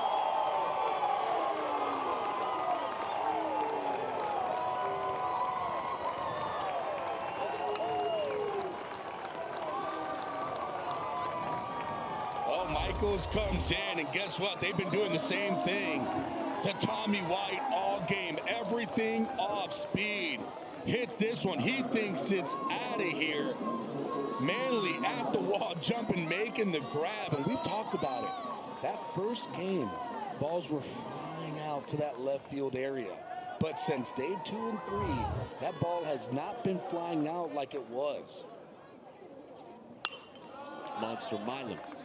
That ball from White, not being hyperbolic, I think that's over the scoreboard in day 1 Friday, or at least off of the netting, very high up on the scoreboard. That ball was well touched. J.J. Edwards was actually saying that to us, that the wind played a factor on Friday, maybe in a way that it didn't. Over now these next couple of days here at the NCAA tournament. In any event, that was the greeting for Kenny Michaels following Cam Wicker. And Michaels, basically fastball slider, mixing the upper 80s with that fastball, 87, 89 miles an hour. But that's it. You're going to see a lot of fastballs, about 85%. The slider, he'll throw the rest at about 14. Monster Milam homered off Kenny Michaels in the 7th on Friday. 1-2 this time is outside. Michaels with SoCon all freshman team. Now gets another look at Milam. He's got a fly out to right and a strikeout swinging against the Cam Wicker change. Bouncer, comebacker. Kenny Michaels recovers, spikes it, and Hare picked it. 2 down. We'll see if LSU wants to challenge. Michaels did a good job there of just staying under control, getting to that baseball. And then all of a sudden, just like a lot of pitchers, I've seen it before, they can dot up the zone wherever they want to. But for some reason, they get that baseball and they look at first. It's different. And that one just spikes it straight into the ground. You get 2 challenges. You retain them if you're successful. Boy, that's close. I mean, did that foot get on the base before that ball was in the interior of the glove? I mean, if it's, here's the thing. Remember, tie does not go to the runner, and that's what, you know, the misinformation. He's out. He's out. It'll be confirmed, and Monster Milam will be out number 2 here in the 5th inning. All right, so let's go back to the pitching change as well. Cam Wicker goes 4 innings, 68 pitches against the reigning champs. Departs with a 3-run lead. And I think it's a product of Wofford paying a lot of attention, as we hear the confirmation. Wofford paying a lot of attention to pitcher health. And we mentioned how young a pitching staff it is. With a guy who went twice, including on short rest in the conference tournament, they're not just emptying the tank with a guy who's got a really bright future. They're really not, and I feel really good that Coach J.J. Edwards is doing that. Listen, he had a couple. He was able to give us 4. That was enough for him. Jared Jones lands a 2-out single into left here in the 5th. And really, that does take care of a pitcher's arm. And for recruits, you kind of start to look at that. I mean, as a parent, hey, are you going to misuse my kid's arm if he goes over there? No, we're not. They're showed they're not. One of the most important games that they're going to play, and said, hey, you did your job. Thank you so much. We were hoping for 2. You gave us 4. Great job. The conversations about who was going to start on Friday in the first game went until late Thursday night when J.J. Edwards was talking with the trainers and the staff for Wofford, deciding on who it would be. And you mentioned it. It ended up being Branton Little, effectively their number 3, who started the first time against LSU. This is Josh Pearson.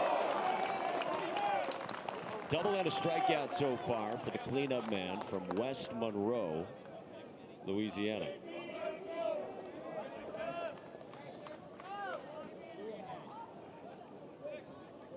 Kenny Michaels is straight over the top. By the way, Eduardo Perez has chimed in via text message. Do you know what the word hyperbolic means? And what did I say? You tell me. I said that I went to UM on baseball score. Of course, I don't know what that means.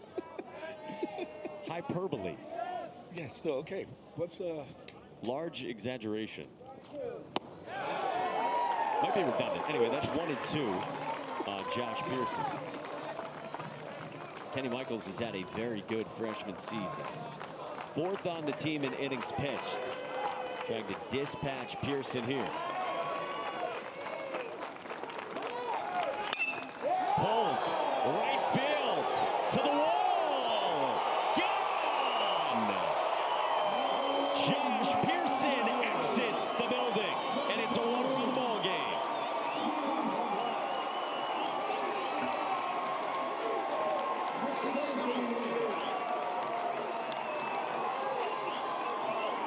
Jay Johnson said to us this week, I can't explain it. The numbers aren't great for Josh Pearson, but he's got it, and that's why I bet him cleanup.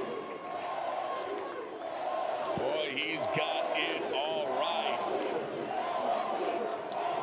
Absolutely hammering this ball, getting this LSU fan base on their feet. Gets that fastball. It's in, and boy, does he turn on this pitch. And now Mike Braswell lines one over short. LSU has come back from 5-0 in the first to now down a run in the fifth with Braswell aboard. We haven't really seen this LSU offense start really putting together these type of ABs, and we're really starting to see it in one of the most important games of the season for them. Down 5-0 and just been able to just chip away little by little, waiting for that big hit. Pearson there delivers, now only down 1. Again, it's been so many big moments for Josh Pearson in his career. Game 1 of the College World Series Championship Series last summer, a big catch that ended up with Josh getting a key to the city, and fist bumps here, from his hometown of West Monroe. Jay Johnson has said they do not win the national championship without it.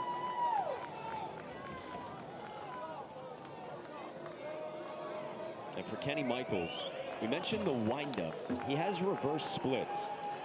J.J. Edwards has said to us he's basically like a righty. So lefties have hit him better to the tune of a 900 OPS. And Pearson went deep, and now this is Ashton Larson.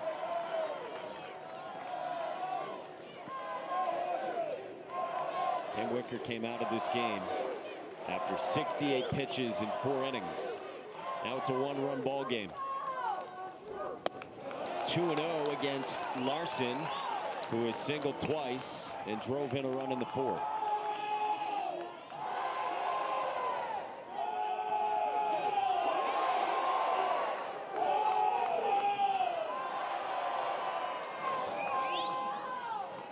They've got juice in Chapel Hill. They have traveled well from Baton Rouge. And now, what's J.J. Edwards upset about here? Are they saying that they've got to go to the bullpen here?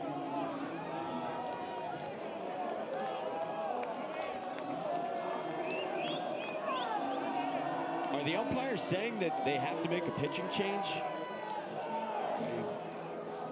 I don't know, but J.J. Edwards is definitely not happy.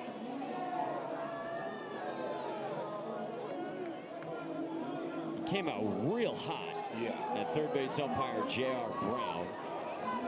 And Kenny Michaels is going to stay in the game, it appears. And he might have been worried that that's what they were saying. We got into this conversation with him about the number of visits and all of that. In fact, pregame today. Maybe that scared him. 3-0 meanwhile on Larson. We welcome those of you now watching on Squeeze Play as well. Great day of college baseball. Right now we're in Chapel Hill, North Carolina. Gabby Sanchez, Mike Monaco, 1-run elimination game. 3-0 from Michaels, misses, and it's a 4-pitch walk. And now in the 5th, LSU's got the tying run in scoring position.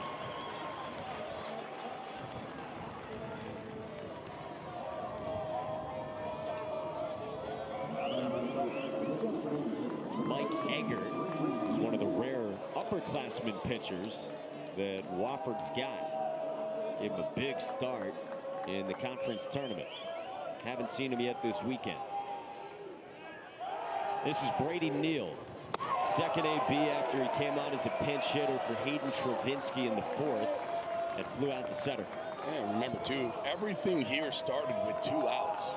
Tommy White hit that ball deep to left center field, Manley making that jumping catch. Milam right back to the box, able to get him out at first after the replay. It was confirmed. But then Jones with that base hit. Pearson, big 2-run homer. They've been on base 4 straight here against Michaels. 2 on, 2 out, the 2-0 away. 7 straight out of the zone from Kenny Michaels.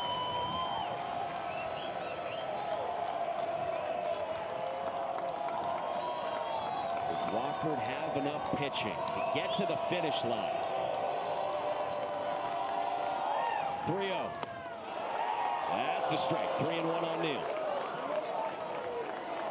You kind of just feel that momentum has shifted. I mean, the fans here have really created an atmosphere. Knee-high strike. Neal thought it was ball 4. So what?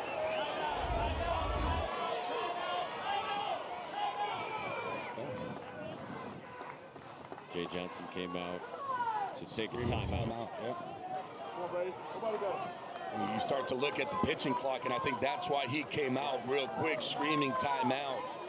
When I just looked up to watch the pitching clock, it was already down to 3 seconds.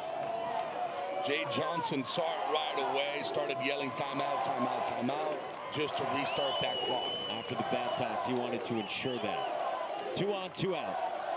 3-2. On the ground, off the glove of Martinez into center. Braswell scores. This game is tied.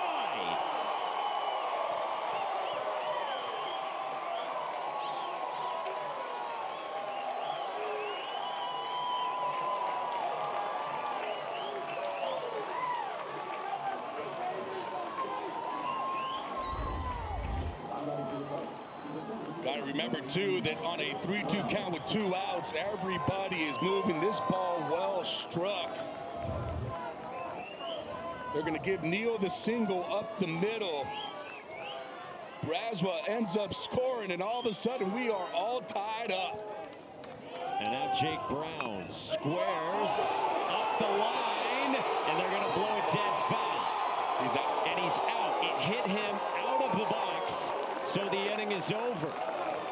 Jake Johnson comes out, might want to challenge this. Off the arm, out of the box, it would appear. Yep, I have him out. I think that's the right call on the field.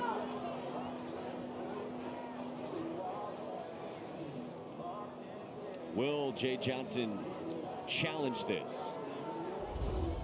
He's got 1 left, so do you want to burn it on this? Definitely off the arm, definitely out of the box. Well, here's the thing. I think Brown knew it, because that ball hit him, he slowed up, and then he started to run again.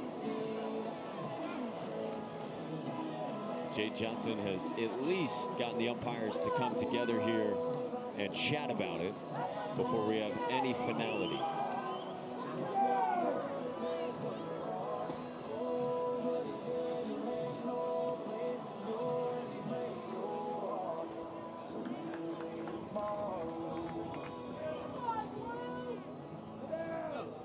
So he will not challenge, and that will do it. But LSU has come back and tied this thing, having once been down by 5.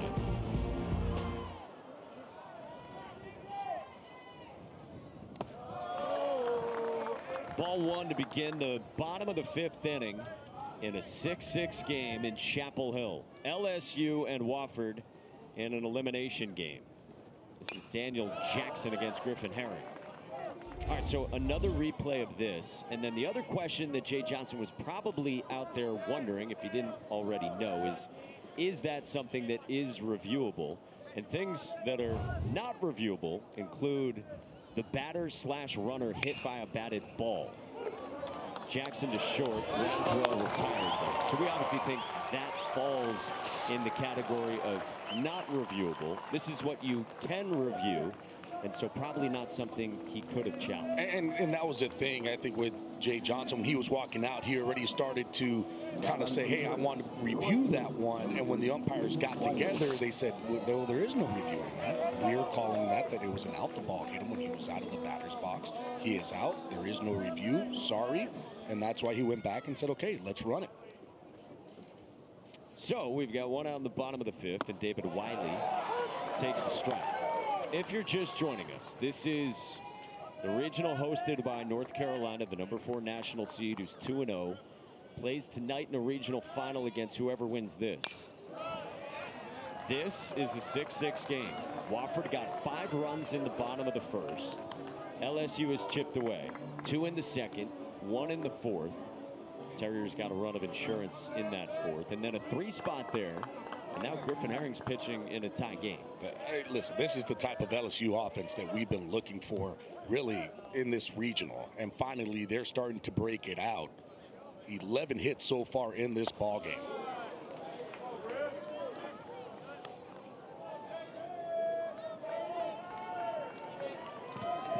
Griffin Herring tasked with winning the first of what would need to be 2 wins today for either of these teams to have the season extend to tomorrow. 1-2 to Wiley. Boy, how good has Herring been today? Talk about this Wofford team. They came out swinging, scoring 5 runs in that first inning. Very tricky team to pitch against because of what they can do with the bats. They can bunt, they can move guys over. Not easy to deal with defensively and on the mound. But boy, he has been looking really good. And guess what?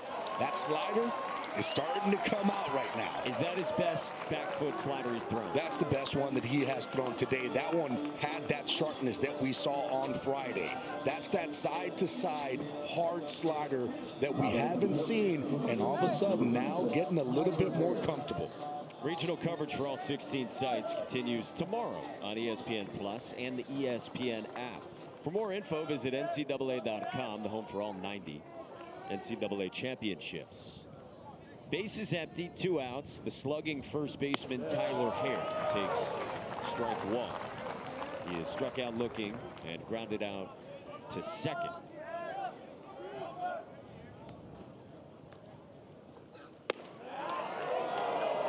They called Tyler Hare this summer when they knew he was coming. He was hitting a lot of home runs in summer ball in the NECBL, but he was striking out a lot. And they called him and said, "Hey, we need you to stop striking out."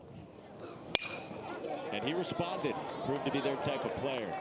Flies out here to Josh Pearson, and that's 1-2-3 for Griffin Herring. 6th inning on the way. LSU's got the momentum on Wofford. 6-6, 6th inning. 9-1-2 for LSU. Starts with the veteran backstop Alex Milazzo against Kenny Michaels. Outside. For LSU, they surged to finish the regular season. Had a tough start to SEC play, 3-12. Came here as hot as anyone in the country. And for Wofford, 2nd ever trip to the NCAA tournament. First win in the tourney in program history came yesterday. Already once staving off elimination. 2-0. The high strike. And now who gets North Carolina tonight? Who, by the way, looked very impressive yesterday, led by Vance Honeycutt's 2 home runs a month before he's a first-round pick. Popped up, foul, 2-2.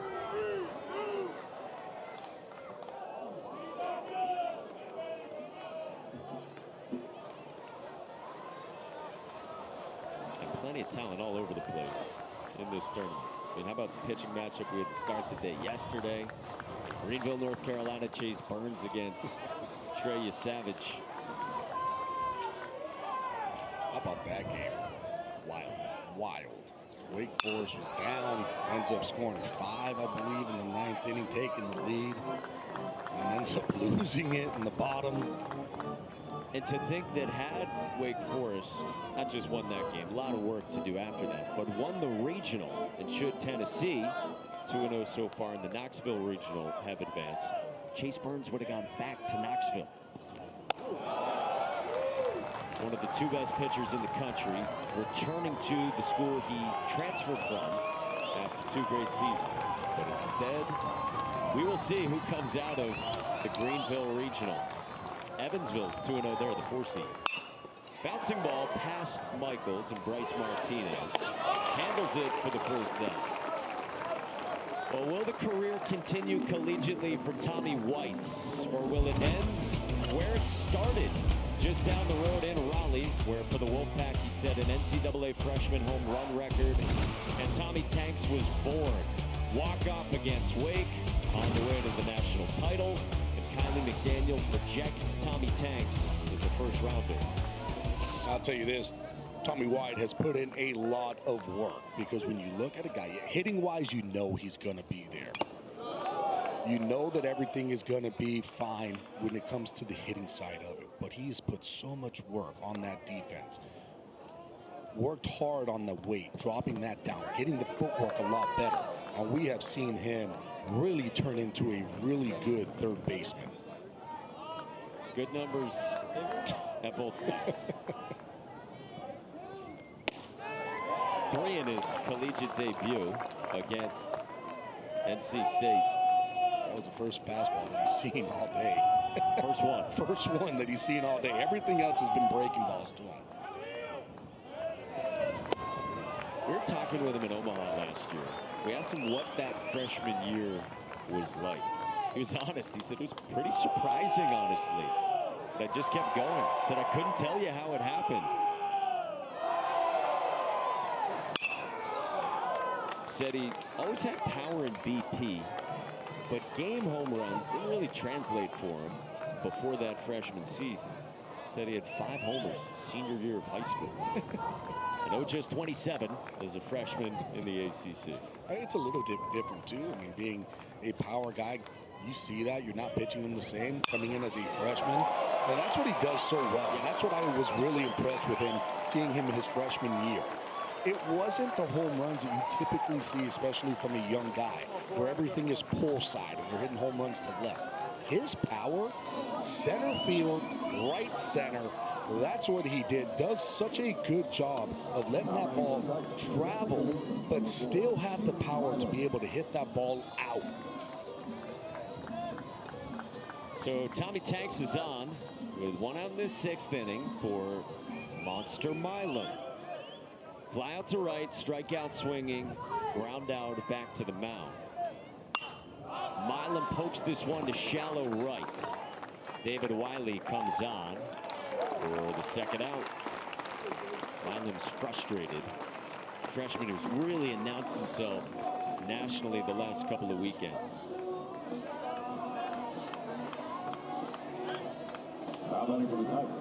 Kenny Michaels is not out of the woods yet, because here's Bear. Jared Jones, the sophomore from Marietta, Georgia, who struck out twice and singled to the pull side so far today. Mike, we saw him in BP. I'm not a small man, but boy, did I look small next to him. Strike 1 to start on a 90-mile-an-hour fastball. And this is just, it's a football body. I mean, I feel like you could put him in pads and he can be a tight end and be probably one of the best ones in the country because of his athleticism.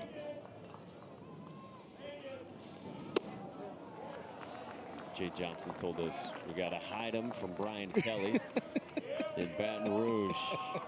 He's really worked hard on cutting down on chase this year. That's been one of the big areas, if not the biggest area of focus for Jared Jones. Line drive right field, but Wiley is there. Inning over. Jones discarded. 6-6 hour score in the 6th. They tried to do everything that they could with him, even put him in the outfield, and then all of a sudden just crashes in the fall against the wall. Has another one, and they said, okay, that was it. And he's taking his role as a coach now. Was a catcher. Yeah. And so, yeah, the last ditch effort was, all right, first base, outfield.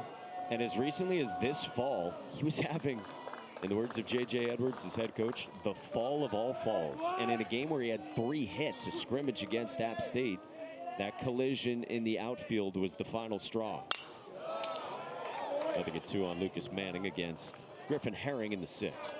So how neat that Drew Calhoun can still be such a big part of this group.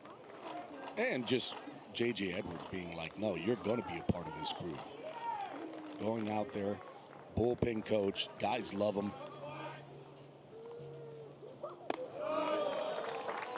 He's got a really good arm, so they've made him a pitcher for base running situations so that everyone can get a real read. He's up to like 90 miles an hour off the mound. Check swing, did he go? Yes, he did, and Manning strikes out. And it's a half dozen punchies for Griffin Herring into the 6th in relief. Again, we're talking about the slider, and it is starting to really work. He definitely went, tagged out. Early on, that slider was staying up, really wasn't doing much. Now, and we talked about it, once that slider gets going, it's going to be extremely tough. Well, it's going. Andrew Manley steps in. Wofford got 5 runs in the first, only 2 hits since. One of them was an infield single. But do they have enough left against Griffin Herring? And how long can Herring go? He's at 67 pitches. We told you he hasn't gone into the 80s this year with his pitch count. 2-0 on Manley, who had that infield single in the 4th. I think this is that one situation where you're going to see Jay Johnson really talk with Herring about, hey, how are you feeling? They're going to be looking at the velocity as well. So they'll be looking at the scoreboard. They're going to be checking out that velo. Is that velo still at that 90 to 92 range? If it is, and you're telling me that you're feeling good, I feel like you have to let him pitch. Second team all SEC lefty. Line into center field, base hit.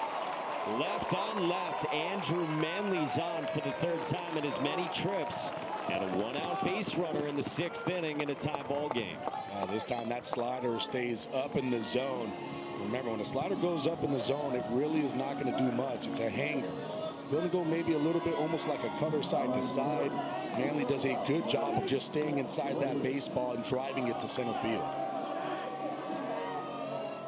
Fidel Ulloa, a right-hander who had a couple of outings at the SEC tournament in Hoover last week and looked really good in his first, is up.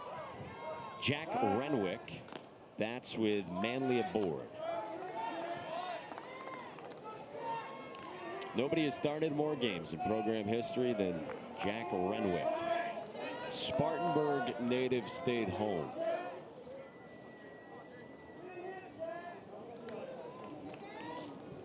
Good high school basketball player as well. If you watch March Madness this year, if you follow ACC hoops, Clemson, of course, had a great year for Brad Brownell in South Carolina. And P.J. Hall, the star of that team, high school teammates with Jack Renwick, state champs together. This is smothered by Milazzo behind the plate.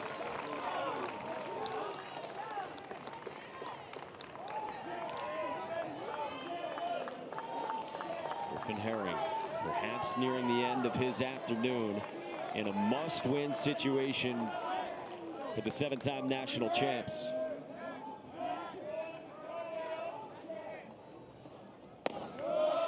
That's a strike. Well, that's something you see now in college baseball that I didn't have to worry about when I was playing. 2-0, and you're able to throw a breaker in for a strike, especially something there, backdoor slider.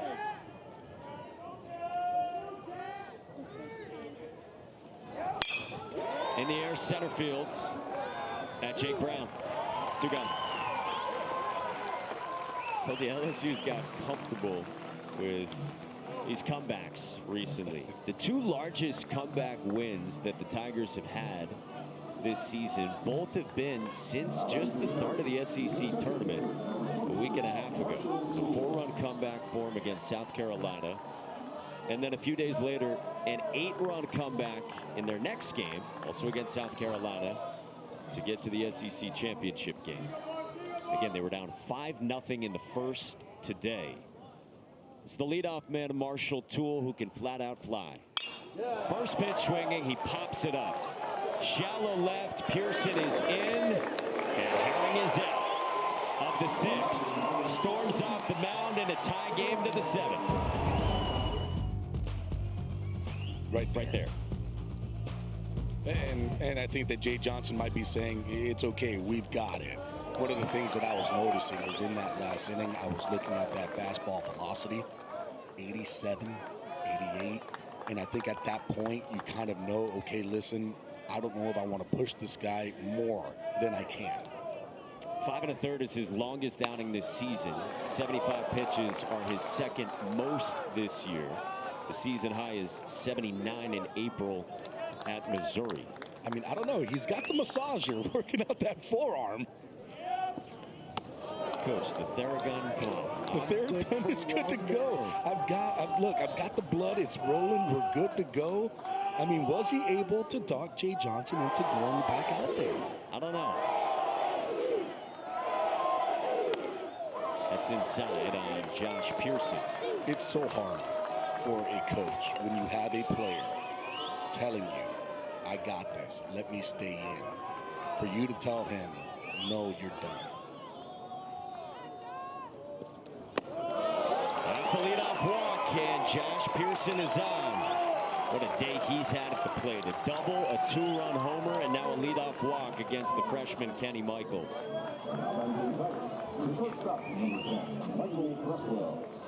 ESPN's the home for NCAA college baseball regionals. And for multi-game coverage, scan that QR code and use the hashtag SqueezePlay. ESPN Plus subscribers can get all kinds of coverage. That's going to be it for Kenny Michaels here in the 7th inning. The freshman pitched twice this weekend against the reigning national champions. And now Wofford will turn to one of its veterans. 6'6", top of the 7th inning. New arm is Mike Eggert, 6'3", 225-pound senior from Greenville, South Carolina. 7.02 ERA, but second team all SoCon in his second year as a key piece on this pitching staff. With a man aboard in the 7th facing Michael Braswell. Braswell a sac fly and 2 singles today. 1-2. You're going to see a lot of changeups from him. 44% of the time you get the changeup. Fastball is at 39%. Not really overpowering in the mid-80s. That changeup's going to be in the upper 70s and does have a breaking ball.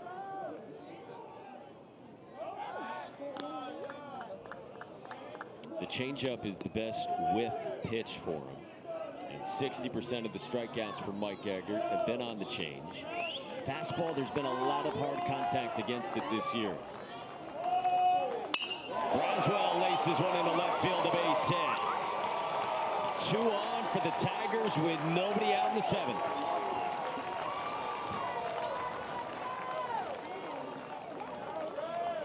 Boy, this LSU offense, they have woken up in this ball game. 13 hits so far today. They are swinging a really good bat. Jay Johnson confers with Ashton Larson before he bats in this spot. And how will they play in what has been a game of attrition today? 2 teams trying to do it the hard way out of the losers bracket on day 3 of this tournament. Maybe take a little bit of page off of Wofford here and see if you can put a bunt down, get 2 guys in scoring position. Blue chip freshman has 2 hits and a walk today. Swinging in the air to center at Marshall Toole. 1 away, Pearson tags and moves up, and the go-ahead run is 90 feet away with just 1 out. They like to go ahead and let Larson swing the bat. Does at least get the job done, getting Pearson over to 3rd with less than 2.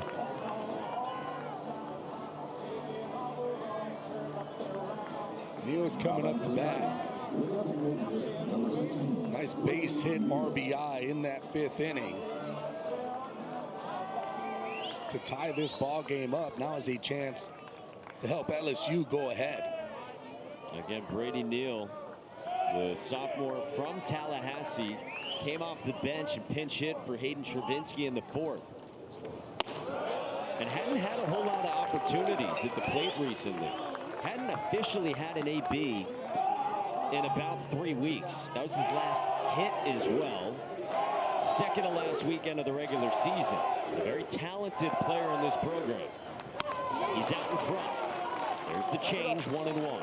When you're facing a guy that's not really an overpowering pitcher, last thing that you want to do is try to pull him, especially in a situation right now. They are playing him for pull. Everybody on that right side, let that ball travel. Blocked by the freshman catcher, Daniel Jackson. If they're saying, hey, we want you to hit the ball over here, that's basically what the defense is telling you. We want you to pull the ball. Well, take a page out of this one. Let that ball travel a little bit more. Drive that ball to center field, left center, and you're going to get really good things happening for yourself. A lot easier said than done, though, right? Like Wofford, they were so expert with this on Friday with their positioning. It was perfect. They've seen the numbers. It's a lot harder when a guy's throwing 94 than when a guy is throwing in that 87 to 78 range. You know that he likes to throw the changeup. Neal is smiling ahead of the 3-1, and he works the walk to load him up for LSU in a tie game with just 1 out. And Neal relays what he is seeing to Jake Brown, who follows. This ball is kind of moving away from a lefty hitter, so you kind of know that you're going to relay that in. Hey, that ball is going away. Stay back and drive it again. Playing to that right side. Everybody playing pull. Usually against that softer thrower, that's what you kind of will have done. But you have to be really conscious as a hitter of letting that ball get deep. Ball 1 to Jake Brown. #1 recruit in the state of Louisiana. Drafted by the Rangers in the 16th round. Two-way talent. Now in Chapel Hill with the bases loaded. 2-0 from Eggert. Didn't have a ton of walks this year before this weekend. But Mike Eggert's first time pitching in a regional. 2-0. Fouled away. I like that. Letting that ball travel. You can see trying to stay inside of that ball and drive it to the big part of the field. That's how you can be successful here. Last thing you want to do is just give a nice, easy rollover ground ball. 2 singles for Jake Brown. Base is loaded in the 7th. Popped up. Shallow left center. Manley approaches. Pearson tags. Manley's throw to the plate is offline, and LSU leads.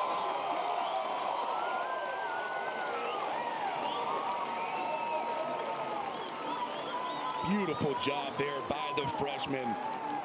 Big time at bat, understanding the situation and not trying to do too much. You don't see that out of freshmen a lot. Freshmen usually go up in this situation and they're going to try to hit that grand slam. I'm going to try to hit this ball out. No, you just need to get one right now. And how about Jay Johnson sticking with Jake Brown? Remember, he's got this logjam of center fielders to choose from, including a 5th-year senior who he had at Arizona, his previous stop in Mac Bingham, but he goes to Brown, who steps up today. Strike 1 to Alex Milazzo. 3 groundouts for Milazzo, 5th-year senior catcher in the 9th spot. A 1-run LSU lead. Still 2 aboard. Nothing at 2.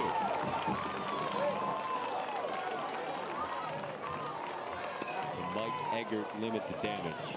This guy emptied the tank last Saturday in the conference tourney. 5 2/3, 100 pitches against East Tennessee State. Milazzo down the line in right, and that will head off toward the pen, despite the effort of David Wiley. He even smiles about it. Why wouldn't you? You made it this far. You truly do not want to say you didn't give it your all. The only bad part is that's turf out there. Yeah, it's turf at that point. Yeah, it's turf in foul territory. Boy, that hurts when you're tapping on turf.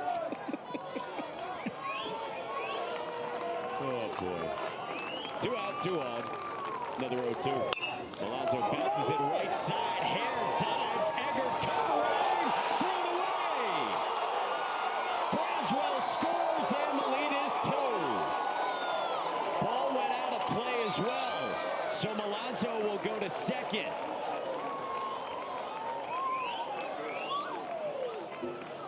And that should be a hit and an error.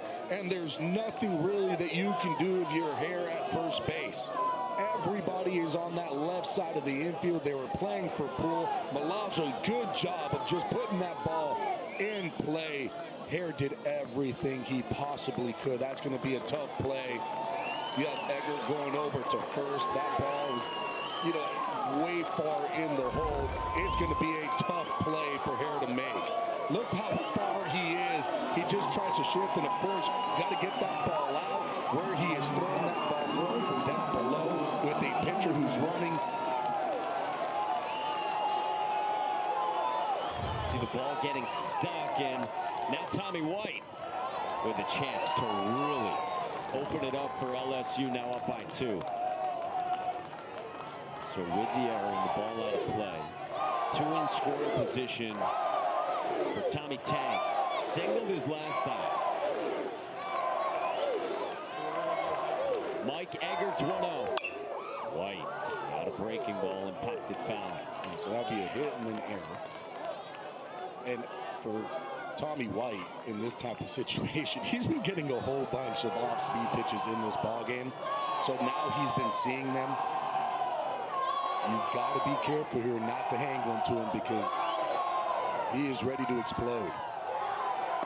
He got so used to hammering off speed last year because his shoulder had bothered him throughout the season. So especially at the end of the year, he has said, he struggled with high velo. Pat Brown, the pitching coach for Wofford in his first season after coming over from St. Joe's, will come out and talk with Mike Eggert.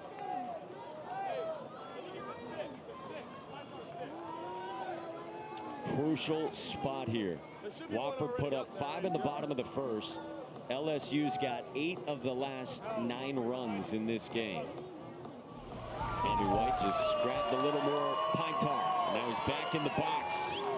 2-on-2-1 is down, and Jackson blocks it. 3-1.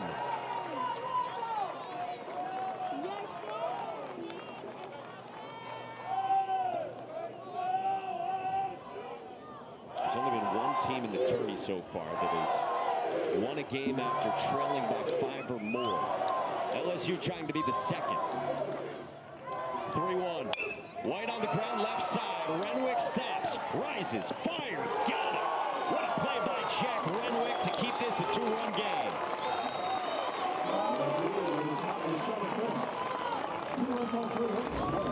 Boy, Renwick, what a play. This is saving a run, maybe 2.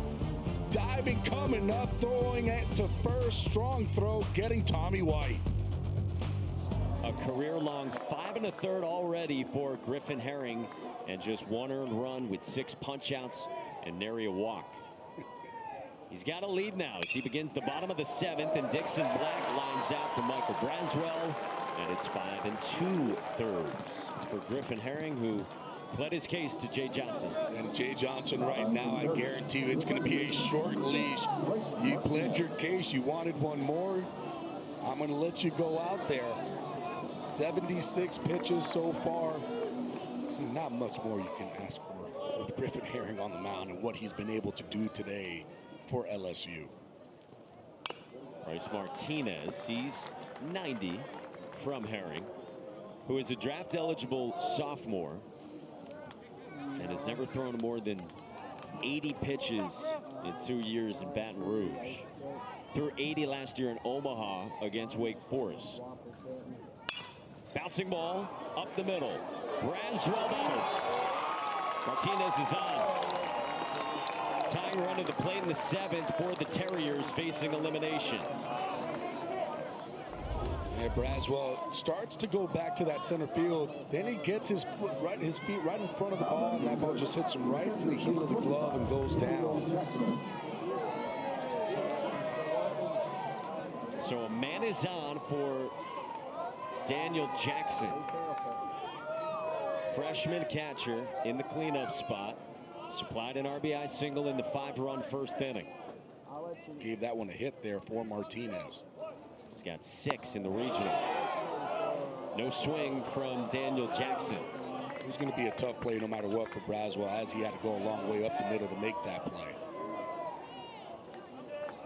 Third look for Jackson at Griffin Herring. Strikeout, ground out. Ball and a strike. Looks like that Theragun worked a little bit. Fastball's back up to 90. It was at about 87 to 88 last inning. Got a couple more clicks. Got a couple more clicks. A little massage action. True or false, you sometimes have a foot massager while broadcasting games. 100% true. Not afraid to say it. Not afraid to say it. Why wouldn't I? You're a beauty. Just a beauty. 8-6 LSU on Wofford in the 7th. Griffin Herring is ready with a 1-2. Jackson stays alive. This freshman's been mighty impressive this year.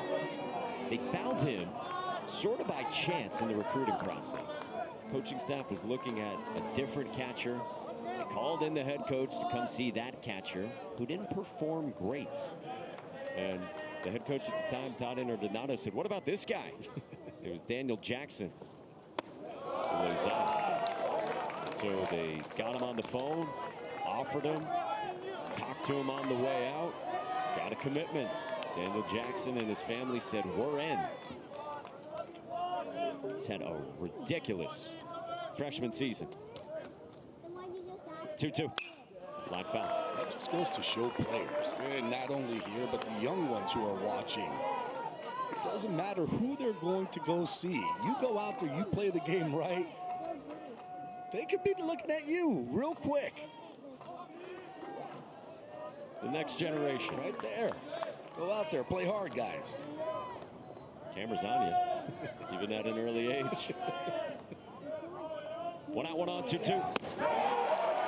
Strike 3 called. 91 from Griffin Herring. Strikeout number 7, and there's 2 gone.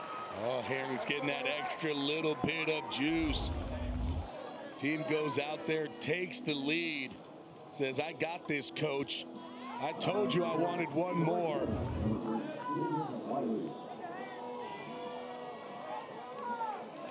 The most pitches, the longest outing of Griffin Herring's college career. This is David Wiley, one of the leaders for Wofford. Swings through the slider. The slider's gotten better as this outing's I mean, gone. the slider's at 87 miles an hour, so you know right now the adrenaline is absolutely pumping in Herring.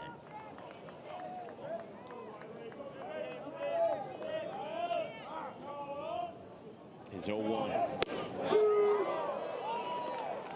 Talking to himself a little bit. Yeah. Just pumping himself up.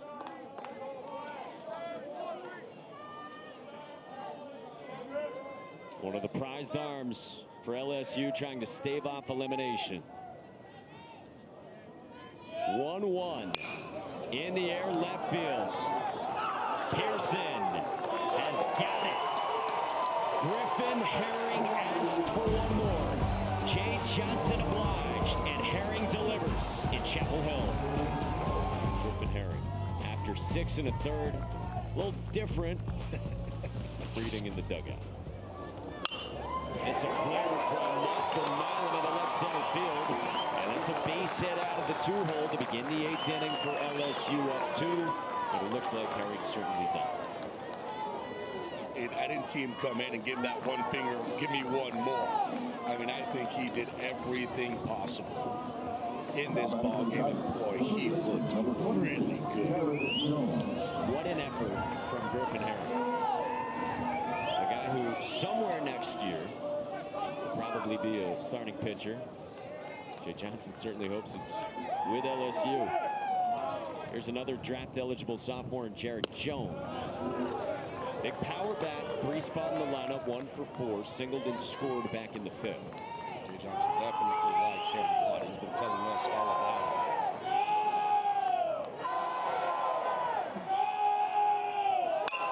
Line drive, base hit again, Jared Jones. 2 more on for LSU, who has piled up the hits against Wofford pitching today and trying to win this war of attrition against J.J. Edwards and Wofford.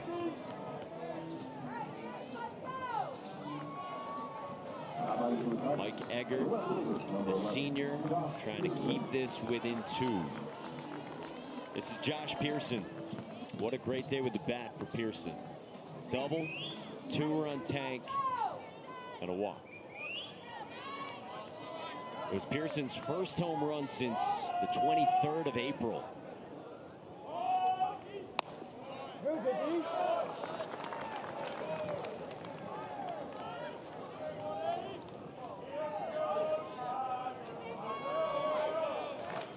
Josh Pearson, a 3-year regular for the Fighting Tigers.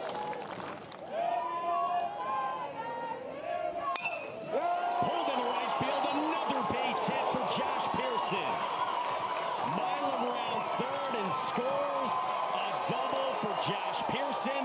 The lead is 3.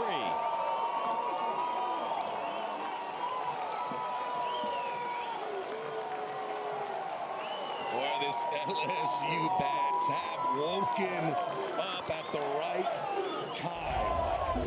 My goodness, this is an onslaught of just hit after hit, showing us why this team was the national champs last year. Showing us why they made it to the SEC championship this year. Been playing some really good baseball, and we're starting to see those bats coming alive. Wofford trying to hang on for dear life against LSU. Champ Davis went 3 innings yesterday. He's back on today. Wofford clinging to hope. LSU trying to advance to tonight. Assume everything happening around the country, then squeeze play. Here in Chapel Hill, we're in the 8th inning. LSU now leads this game by 3 at Boshamer Stadium. There's nobody out. 2nd and 3rd for Michael Braswell against the sidewinding Champ Davis. Gabby Sanchez, Mike Monaco with you, our entire crew behind the scenes in an LSU comeback effort. Jared Jones, Josh Pearson aboard. That's a strike. By the way, squeeze play coming up from 3 to 5 Eastern time will be over on ABC. Some rain, it sounds like, in OKC. Braswell on the ground to short. Renwick for the first down. Nationally, it's been a fun first few days of this NCAA tournament. You want to be 2-0. That gets you to Sunday night and a regional final. 5 ACC teams in that position. 4 out of the SEC, 3 out of the Big 12 as well. We had 9 walk-offs the first 2 days, including a record-setting half-dozen on Friday, 2 of them here. And it's big names. Big-time talented programs are already home. You look at a Wake Forest team, Vanderbilt, Arizona, who was hosting. They gone.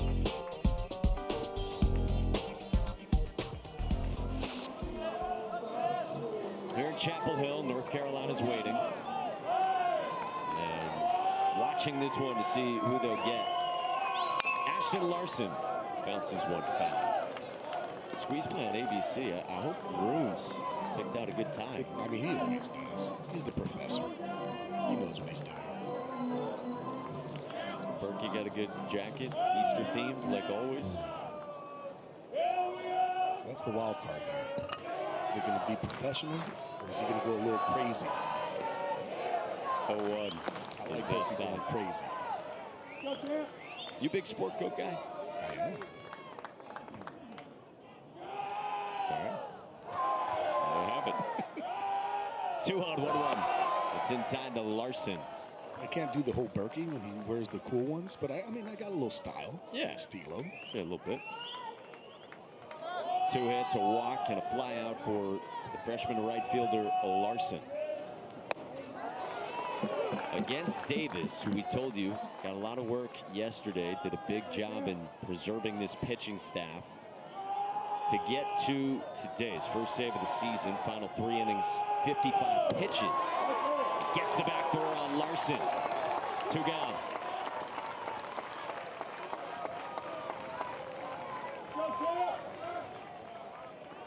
Guy who also pitched 3 times in the SoCon tournament.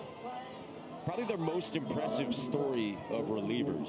This guy was over the top with his arm slot at the beginning of the year, but has dropped down, turned himself into a key piece.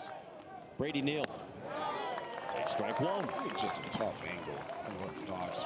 You're dropping down. You're going to have a lot more movement on that fastball at about 85, 86 miles an hour. Then, of course, you're going to be throwing the slider from that same location. Does have a changeup. We just saw it there. He'll throw that changeup by you a whole bunch. Acts like that fastball, but you're talking about in 7 or 8 mile an hour difference between the changeup and the fastball. It was 3 straight hits for LSU to start this inning and a run in. Davis trying to leave 2. Pulled into right field. Wiley on the move, can't get there. Jones scores. Pearson on his heels, and it's 2 more for the Tigers. And now Neal moves up. LSU has come all the way back and blown it open in Chapel Hill.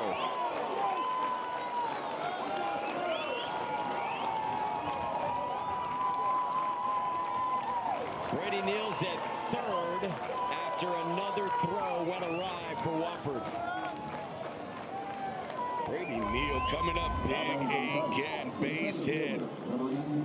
Just right a little bit off the end of the bat, floats it out to right field. Wiley gets this ball, and he's trying to make the play at home and just overthrows everyone. Now Jake Brown. Yeah, how about the job of Brady Neal today? Comes in cold. Hadn't had an AB in about 3 weeks. Part of 8 unanswered. Brown to center at Toole. Inning over. 5-0 Wofford in the first. 11 of the last 12 since. Along to the Tigers. Cade Anderson, very talented freshman from Louisiana with a bright future, a starter's upside. Comes on here with LSU now taking control against Wofford. Well, Jay Johnson talked about if he was going to bring in guys, he wanted them to be lefties. He wanted righties to have curveballs. But how about a lefty with a nasty curveball? Fastball, curveball, does have a changeup. Fastball anywhere from that 91 to 94 range. Souvenir for Fighting Tigers fan. All right, so 11-6. You got 6 outs to work with if you're Wofford, to get if you're LSU. And of course, then you got to come back tonight against North Carolina, about 3 hours from now. North Carolina is going to throw its number 3, Aiden Houck, we expect. Nothing to 2 on Tyler Hare. Paxton Kling is in center.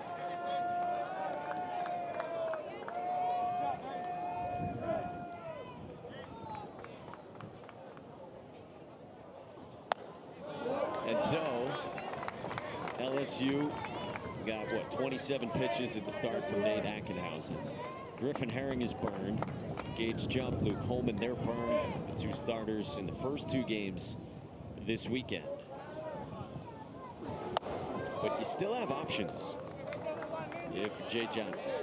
Gavin Guidry hasn't thrown much this weekend. Fewer than 10 pitches. Justin Lohr, the Xavier transfer, is a lefty. Sam Dutton could come back. We haven't seen Thatcher Hurd yet. As Hare strikes out against Anderson for the first out. There are options out there. Fidel Ulloa, DJ Primo, Will Helmers, if you need them. This breaking ball. Yeesh.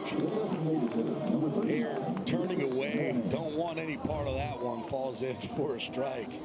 LSU pitching 10 strikeouts today. 7 of them from Griffin Herring. Helmers and Aiden Moffitt looking on. Lucas Manning the batter. What does Wofford have left? Down by 5. 5 outs to play with. Hoping a dream season doesn't end here. It matched a program record with 42 wins this season, including the program's first tourney win yesterday against LIU. They had a whirlwind summer. Staff, players, coaching change, but most guys stuck around. And there were departures from Wofford, but that's because, again, it's a school of 1,800. So there's no grad school. It is Wofford College. So you can't go into grad school at Wofford and stick around and use a 5th year there. So this roster, a product of the undergrads who have been there. And look at some of the people who are gone. J.J. Edwards took over for Todd Interdonato. Colson Buchanan's now at Alabama. Matthew Marshall, really key guy. Cam Gill has been catching for Wake Forest, and a guy who couldn't grad transfer. And a strike 3 calls. Anderson is fanned 2, and the freshman looks sharp. 2 gone in the 8th inning. But that's what Wofford has gone through. Yeah. And still gotten to this point. You have those type of defections when you're a really good mid-major program, and yet J.J. Edwards still got him here. We also heard from the players, too, that they were extremely happy when they heard that J.J. Edwards was going to be the one taking over. And that's why you didn't have guys leave. He was a part of that program. Feels like he was there when he built that program up to be where it's at right now. And those players were mighty happy knowing he was going to be the guy at the helm. As Zach Cowan, the #1 starter, said to us within a couple of days when J.J. told us he was staying and not going to Boston College, said we were all amped. We were all hoping he would stay. Now they get 2 on Andrew Manley. I'm starting to look at this kid Anderson going, maybe you should stop him here and see if he can pitch in the next game, because this is absolutely filthy from the left side. 94, 95 miles an hour, has a 12-6 hammer. Swing and a miss. 94 from Cade Anderson. LSU is starting to taste it. Clock's ticking on Wofford. Chapel Hill. Now the freshman Mason Compton from Buford, Georgia, comes on for the Terriers. And for Mason Compton, fastball, breaking ball, change. And here's the thing, you need to keep it right where it's at right now. Looking at a team in LSU who has been just absolutely swinging the bat.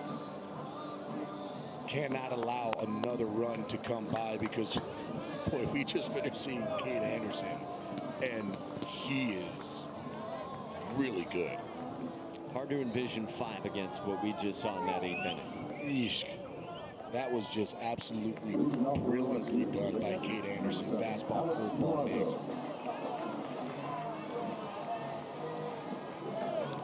LSU beat Wofford 4-3 on Friday. Lost 6-2 last night to North Carolina. This is Alex Milazzo. And again, Jay Johnson said it after last night. We worked too hard to let a little bit of disappointment get in the way of what's still in front of us. And he said we've done it before in a regional. This was the 7th time LSU has started 1-1 in regional play in this format. 3 of the 6 times they've still gone to supers as a program. So coming out of a loser's bracket at some point, being in this spot, being 1-1, and they've done it as recently as 3 years ago in Oregon. Mason Compton's 1-2. Strikes out Milazzo. And so you're going to have to beat North Carolina twice if you want to do it this year. And North Carolina, of course, is well positioned. Number 14 in the country. Top 10 offense in the league. Really good bullpen. And the Heels will have Aiden Houck likely throwing tonight. Here's Tommy White. Singled in the 6th. This comes up and in, and it hits Tommy White. You always worry about that area when a batter gets hit by a pitch. On the wrist. Yeah, saying it hit me in the wrist. He does have the tape there, so that's a little bit of protection. Not much, though. But it looks like he's moving it around.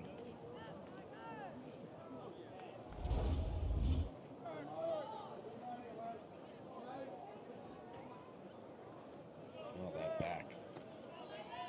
Throwing hand. He looks fine. Anything up there, you always worry about the small 6 letters that, because of the sport of baseball, we know what a hamate is. Yeah. Otherwise, we wouldn't.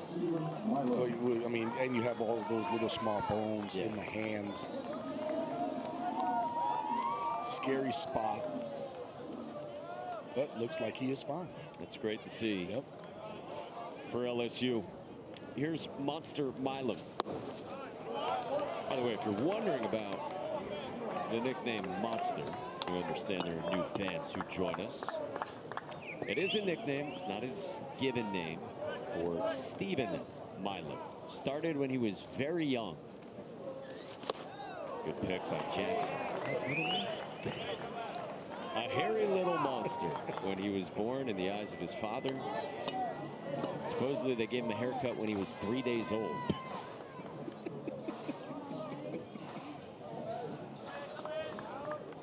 By the way, if you're looking for Duke, Oklahoma, that's in a weather delay.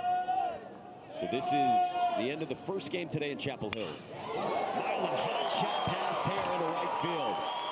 Tommy White goes to third. Wiley gets to it in right. And Monster has doubled here in the 9th inning.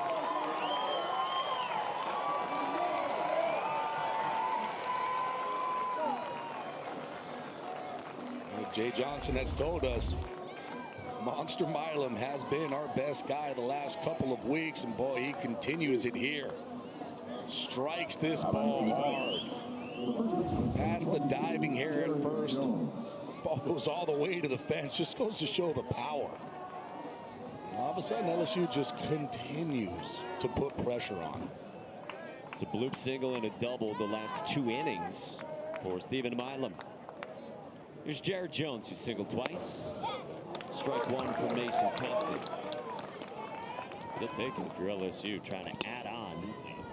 Get as much breathing room as you can get. And you want to kind of take this momentum into that next game against UNC. Pass Renwick into left field. Tommy White scores, and now LSU has doubled up Wofford. 12-6 in the 9th. Baseball is a game of momentum, and you want to have that good feeling, especially late in the ball game here. 9th inning, you're going to be taking this to that next game against UNC. Jared Jones, I mean, my goodness, hammers this ball to left field.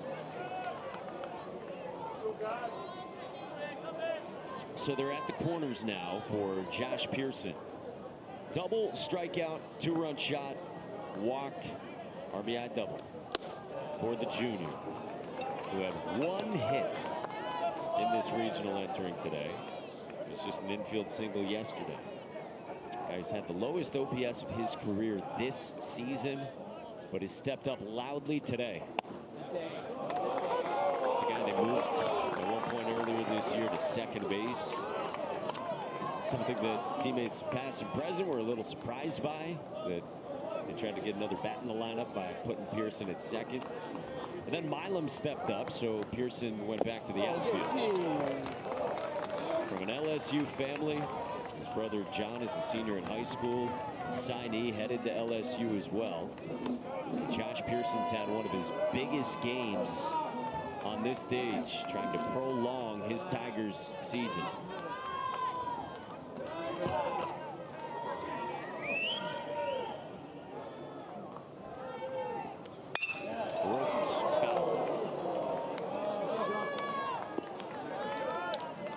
Jay Johnson has kept Josh Pearson in the cleanup spot. Said on Monday analytically it might be inexplicable. It's just a coach's decision, and a coach's intuition was paid off today on day 3.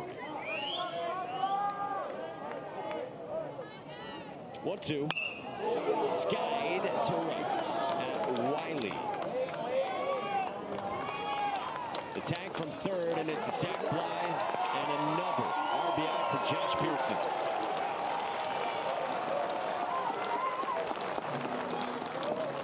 Milam scores 13-6.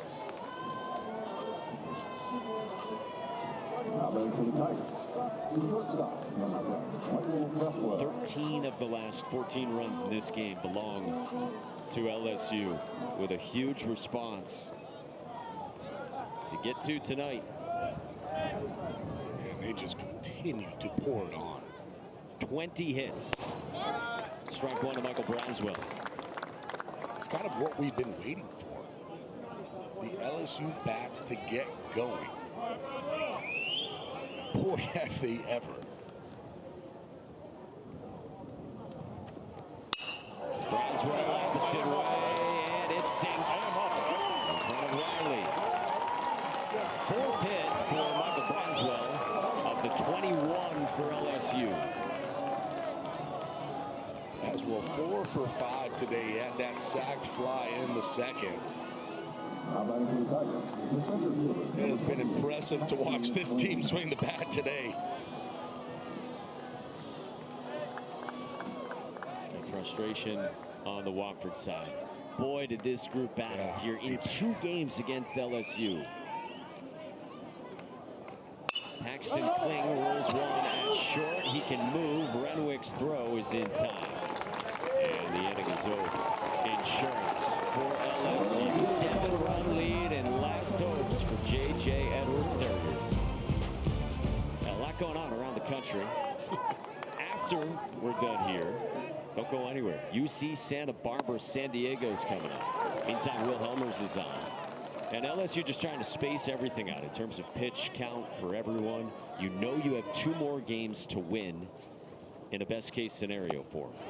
Well, I mean, you're still in love with Cade Anderson. I mean, infatuated. I feel like because of what he did going out there, he looked really good. I think Jay Johnson might have said, you know what, I need to go ahead and save you, and might be able to throw you even the next game for a couple innings if we need it. Well, Helmers came on instead and punched out Jack Renwick. And hats off to Jack Renwick on an outstanding career. Nobody's ever started more games in Wofford history. J.J. Edwards has said he has never taken a playoff. Says, I'm as proud of him as a player as I could possibly be. So Renwick's out number 1, and now Marshall Toole.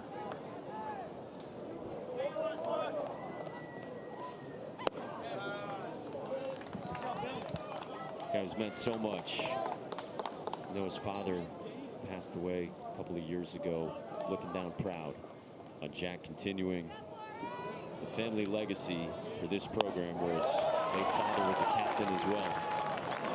Led this team here to the NCAA tournament for just the 2nd time in program history. Yeah, nothing to hang your head on if you're anybody from Wofford right now. 2-2 on Marshall Toole. I mean, they came out and they really impressed me as a team, the way that they played the game of baseball.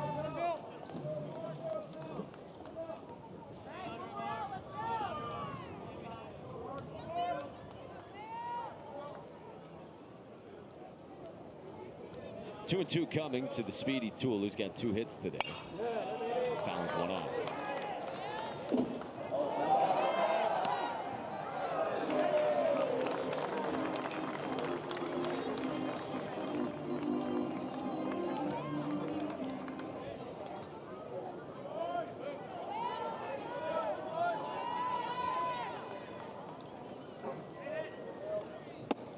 Full count, Marshall Toole.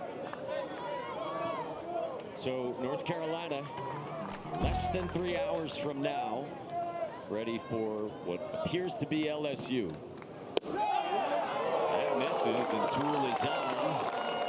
Wofford's got a base runner here with 1 out in the 9th. How do you think LSU's remaining pitching stacks up against North Carolina? I mean, I'll tell you this, Griffin Herring, MVP of this ball game for LSU right now, because what he was able to do, giving him that much length, being able to save that bullpen, really did help out a lot. Dixon Black, first pitch swinging. The senior strokes it at Paxton Kling. And LSU's 1 out away from staying alive and ending Wofford's season. He really did. He was that good over 6+ innings, longest outing of Griffin Herring's career.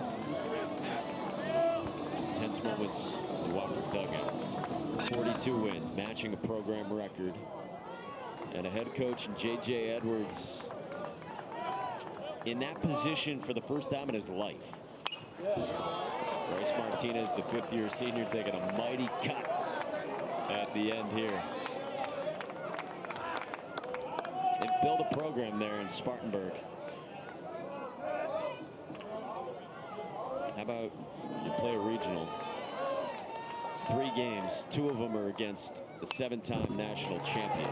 There's 7 national champions, second most ever. And now LSU's 1 strike away from moving on to tonight.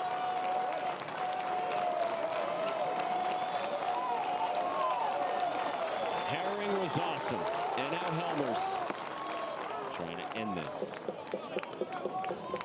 We'll let you know once we hear on what channel, television-wise, tonight's game is. LSU, North Carolina, set for a rematch. 1-2. Does it. LSU stays alive and will face North Carolina again